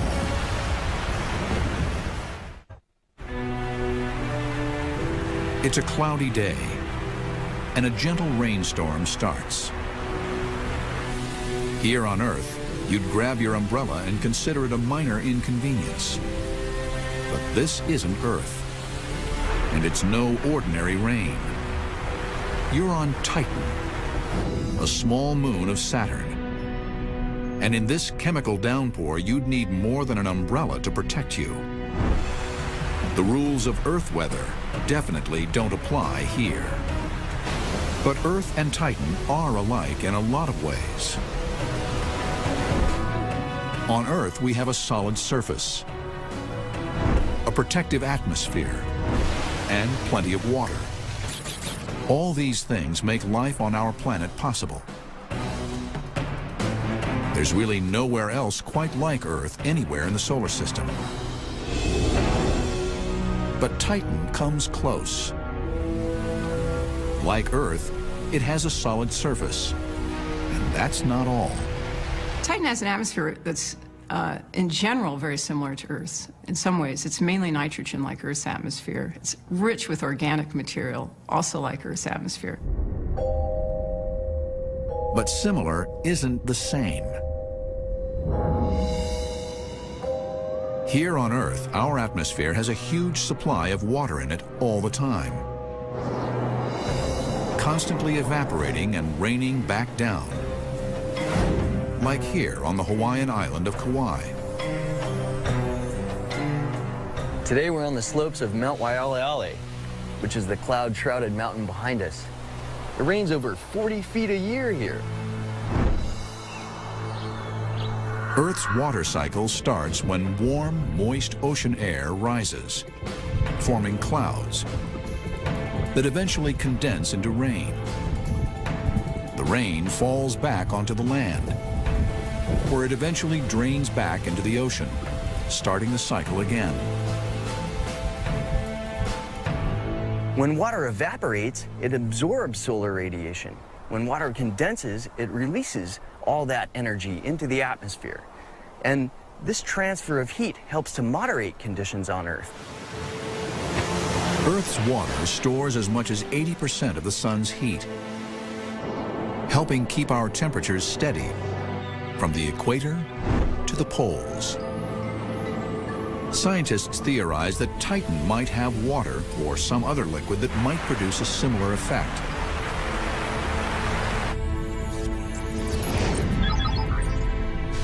And in 2004, when NASA's Cassini probe visited Saturn, it found some pretty good evidence to support that idea. If you went to Titan and you were looking at the landscape, you would see something that in some ways would look almost familiar to you. You might see big mountains and valleys that were carved out by running liquids. In fact, as Cassini flew past hazy Titan, its radar read the surface below. Scientists saw channels cutting across the surface, much like rivers on Earth do. Some as long as 900 miles. The first strong evidence of liquid on Titan. There are large bodies of liquid on the surface of Titan. Nowhere else in the solar system except for the Earth are there any large bodies of liquid. Could water, the liquid that carves Earth's mountains and valleys, also be carving these features on Titan's surface? Or could it be something else? The problem is that Titan is too far away from the sun. If it was water, it would be frozen solid. It's about minus 300 Fahrenheit on Titan, so things behave very differently on Titan than on Earth. Because it's so cold, methane, which is a gas on Earth, is a liquid on Titan. One mystery solved. But just because methane is a liquid on Titan's surface doesn't mean it's part of a weather cycle like water on Earth. So how do we know that this methane also falls from Titan's sky? That answer is shrouded in mystery, literally. Titan is completely covered in a thick haze of smog particles, like a very, very bad day in Los Angeles. Despite the haze, the Cassini probe once again revealed the answer. We can see the upper clouds, and we can see evidence for rainfall because the clouds drop very precipitously. We hypothesize that we're seeing the effects of rainfall. Methane rainfall. We think that Titan has methane monsoons, so we think that sometimes Titan has a lot of rain that is able to carve rivers and leave large fluvial deposits on the surface. Cassini's radar imaging also revealed large methane seas on Titan's surface. If you have liquid methane on the surface, in a lake, for example, that methane can evaporate off and become methane gas in the atmosphere. So you have kind of a cycling of methane between liquid phase and gaseous phase and between the surface and the atmosphere that's very similar to the water cycle that occurs on the Earth. But methane is a flammable gas. So why isn't Titan on fire? For any combustion, you need two things. You need both a fuel, which methane is, but you also need oxygen. And on Titan, you lack the oxygen. So the whole thing is basically a big fuel canister, but there's no oxygen with which to burn it, and so it's all very stable. If it were cold enough here on Earth to produce methane rain, the oxygen in our atmosphere would create a worldwide firestorm.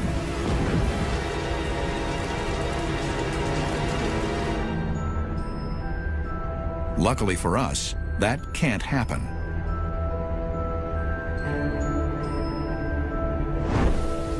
Titan's methane cycle makes it both alien and familiar to us. To me, Titan is very exciting because all the materials are so different, and yet these processes produce very similar landscapes to what we see on Earth. Titan proves that where alien weather is concerned, looks can be deceiving. On Jupiter, it's all about size. Drop the great red spot onto our world, and it makes even our worst hurricanes look like a breeze. This is the biggest and oldest storm in the solar system, and Jupiter's most famous feature. It even has its own name, the Great Red Spot. It's about 2 or 3 times the size of the Earth, which makes it the mother of all storms. We've known about the Great Red Spot in Jupiter's southern hemisphere for more than 300 years. When Galileo invented the telescope, within a few tens of years, people had seen the Great Red Spot, and it's still there. Familiar yet mysterious. Nobody knows how the Great Red Spot formed. But scientists are finally probing below Jupiter's cloud tops to uncover more about this enormous alien storm. The storm is powerful. With wind speeds of 300 miles per hour, it rises miles above the surrounding clouds.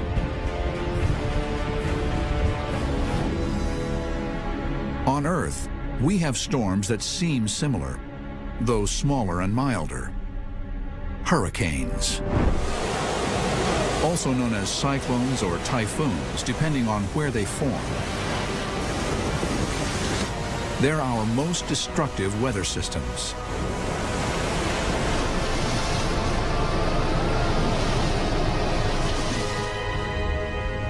But is there more than just a passing resemblance between Earth's cyclones and Jupiter's red spot? When you look at the Earth from space at a hurricane, it's this big swirling pattern. It's round, it rotates. Jupiter's big storms look big and round and cloudy and they rotate, but there the similarity ends. In a hurricane, there is an internal core, which is called the eye of the tropical cyclone, and that's a region of very calm winds and no clouds, and usually has a size of about 10-20 kilometers in diameter. And then away from the eye, there is the eye wall. Those are really cloudy regions with a lot of rain.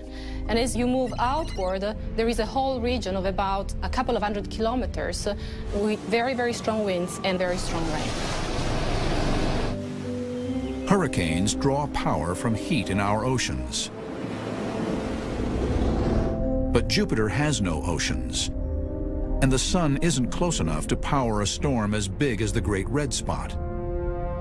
So where does it get its strength? Part of the answer is Jupiter's size. It's the largest planet in the solar system, almost as big as all the other planets combined. This mass generates a very strong gravitational pull, which in turn creates interior heat that rises to the surface. Another piece of the puzzle may be Jupiter's hypersonic rotation. Despite being much larger than Earth, Jupiter's day lasts only 10 hours. In other words, it spins incredibly fast. Could energy from this dizzying spin feed the Great Red Spot? The weather is really dominated by this fast spin. There's shearing between different latitudes, and that shearing plus a lot of heat that comes up from the interior of this very massive object, 290 times the mass of the Earth, leads to very violent storms. Both Jupiter's and Earth's storms spin around in a familiar spiral shape. On Earth, it's because of an effect called the Coriolis force.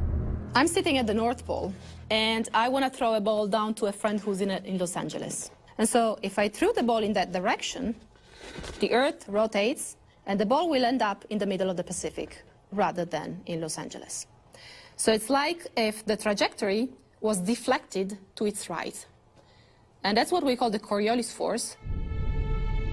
This force spins storms clockwise in our southern hemisphere. But there is a stark difference between Earth and Jupiter. The Great Red Spot is in Jupiter's southern hemisphere, and yet it spins counterclockwise. This is because of some other powerful winds. It's bounded by jets, which are moving in opposite directions. And so like a cog between two conveyor belts, they're just feeding energy and momentum into the system. Jupiter's complex jet streams spin the storm into organized chaos. But the greatest difference between Jupiter's red spot and our storms may be Earth's solid surface. Once a hurricane hits land, it comes apart pretty fast. Where they come over land or over mountains, their behavior is very different from where they form over the oceans, and over warm oceans in particular, where we get hurricanes. And on Jupiter, there's obviously no solid surface. With no land mass to stop it, the Great Red Spot just keeps on spinning and spinning and spinning. Scientists hope to learn more about our weather by continuing to study the storm. On Earth, there's a limit to how far ahead you can predict the weather. On Jupiter, we can forecast where the red spot is going to be months in advance. It's practical value to understand what makes weather on Earth so unpredictable, and aspects of the weather on Jupiter are much more predictable. Unpredictable or not, Earth's weather never gets as violent as on Jupiter. That's lucky for us, because if we shrank the Great Red Spot down to fit on Earth, we'd be in for disaster. On the Earth, we go up to Category 5 hurricanes, nothing but Category 10 hurricane here. Not much would be left. Alien storms are vastly different everywhere you go in our solar system. Even our next-door neighbor, Venus. They say we're sister planets. Lucky the resemblance doesn't include weather. Otherwise, we'd get seriously burned. Venus may be our nearest neighbor, but somehow its weather is radically different from ours. The second planet from the Sun is a cross between a toxic waste dump and Death Valley, but even worse. So it's almost a planetary definition of hell. The temperature is 900 degrees Fahrenheit. The pressure on the surface is the same as half a mile below the Earth's ocean. And if that's not enough, the upper atmosphere of Venus is choked with sulfuric acid clouds and winds clocked at 250 miles an hour. To get a comparison for Venus, the best thing to do is climb inside of your oven and crank it up. And then in terms of pressure, you're talking about deep sea diving. It's like nothing. There's nothing comparable on the Earth. It's just a very, very extreme object. On Venus, there's just no escaping the heat. If you built up a hot spot on Venus, the massive atmosphere would just carry that heat away and spread it around. But Venus shines so brightly in the night sky because its thick clouds reflect almost all the sunlight it receives.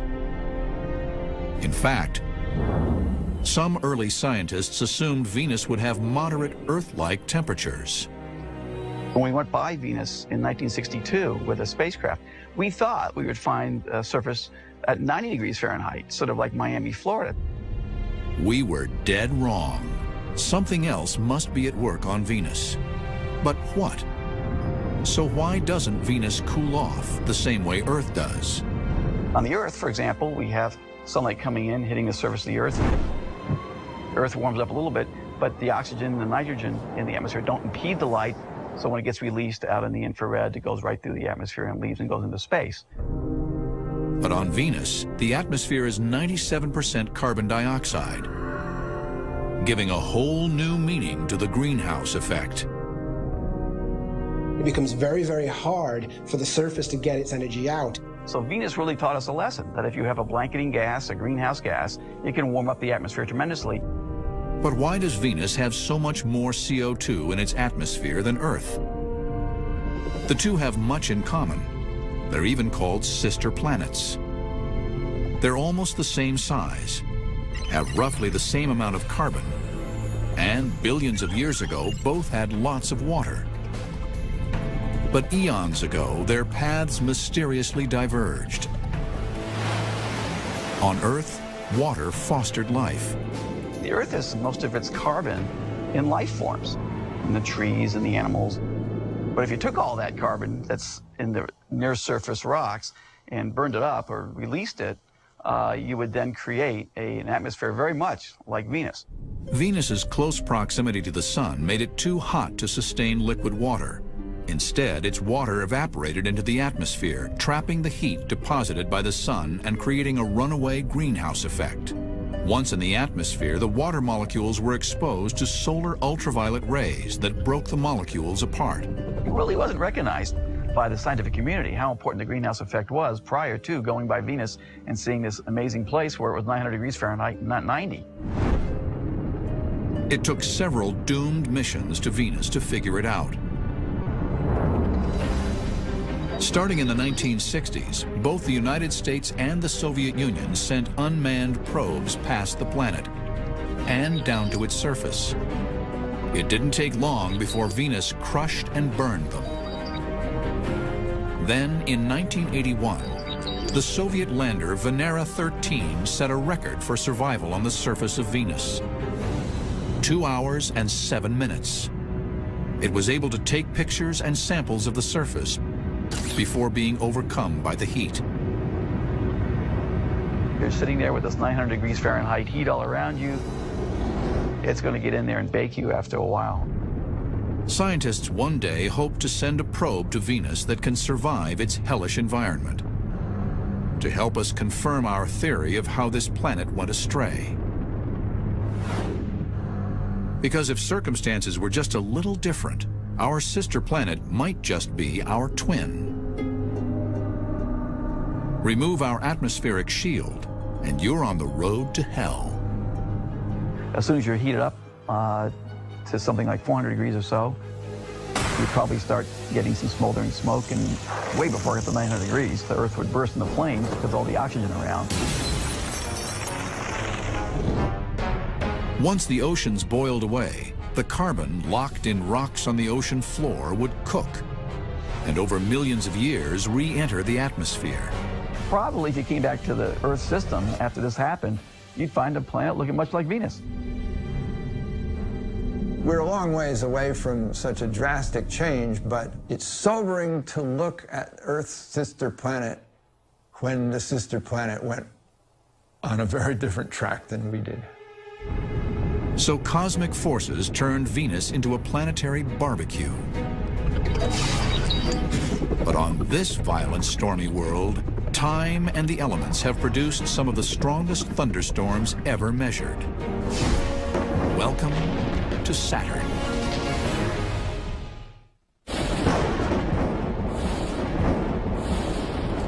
Lightning cuts the sky. This violent weather system grows bigger than the entire United States as it pummels the atmosphere with the most powerful lightning ever seen. Except this lightning can't be seen, because these bolts are electrifying the skies over Saturn. Despite the raw power of Saturn's lightning, scientists have been unable to see it, partly because Saturn's rings are too bright. The rings are so bright, if you were on the night side of Saturn, it would be considerably brighter than the Earth under a full moon. But Saturn also hides its lightning within thick, choking clouds of ammonia. It's probably 100 kilometers down that the lightning is happening, and that complicates seeing the lightning flashes. But the lightning is there, and scientists know it because they've heard it. Radio wave detectors on the Cassini orbiter have recorded the sound of Saturn's lightning.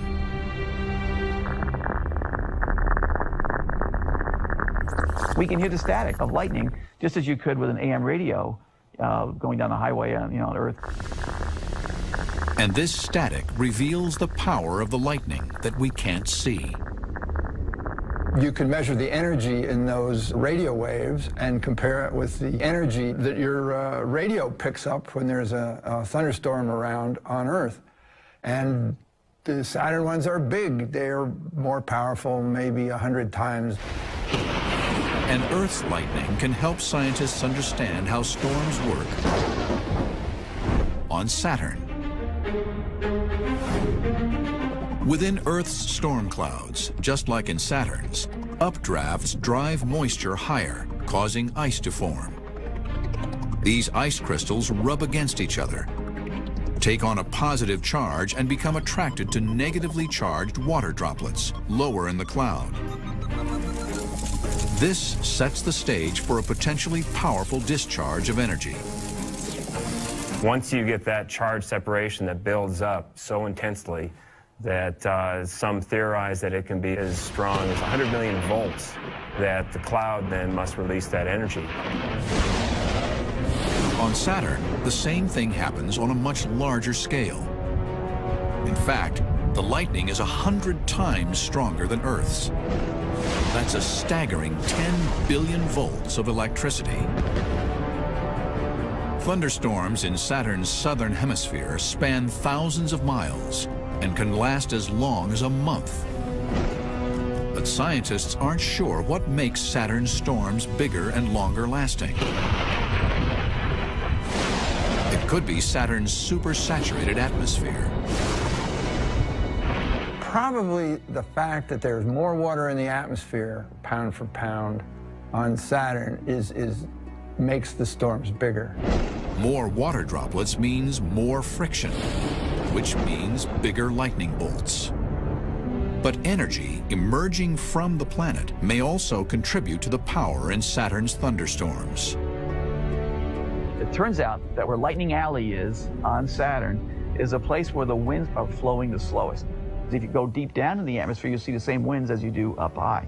It's a place where the energy being released deep down below can make it on up to the upper atmosphere without being sheared apart, and allows storm systems to be organized.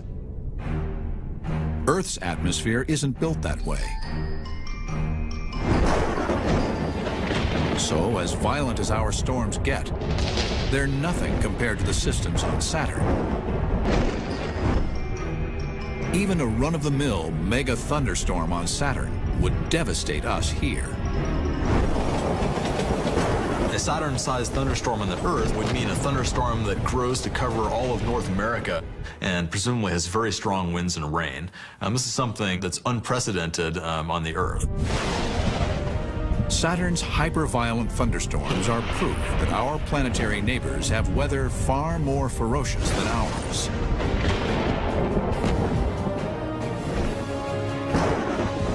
But the laws of physics that create Saturn's storms are the same laws that create our own weather. Massive dust storms, unrelenting winds, killer lightning, powerful hurricanes, and searing heat.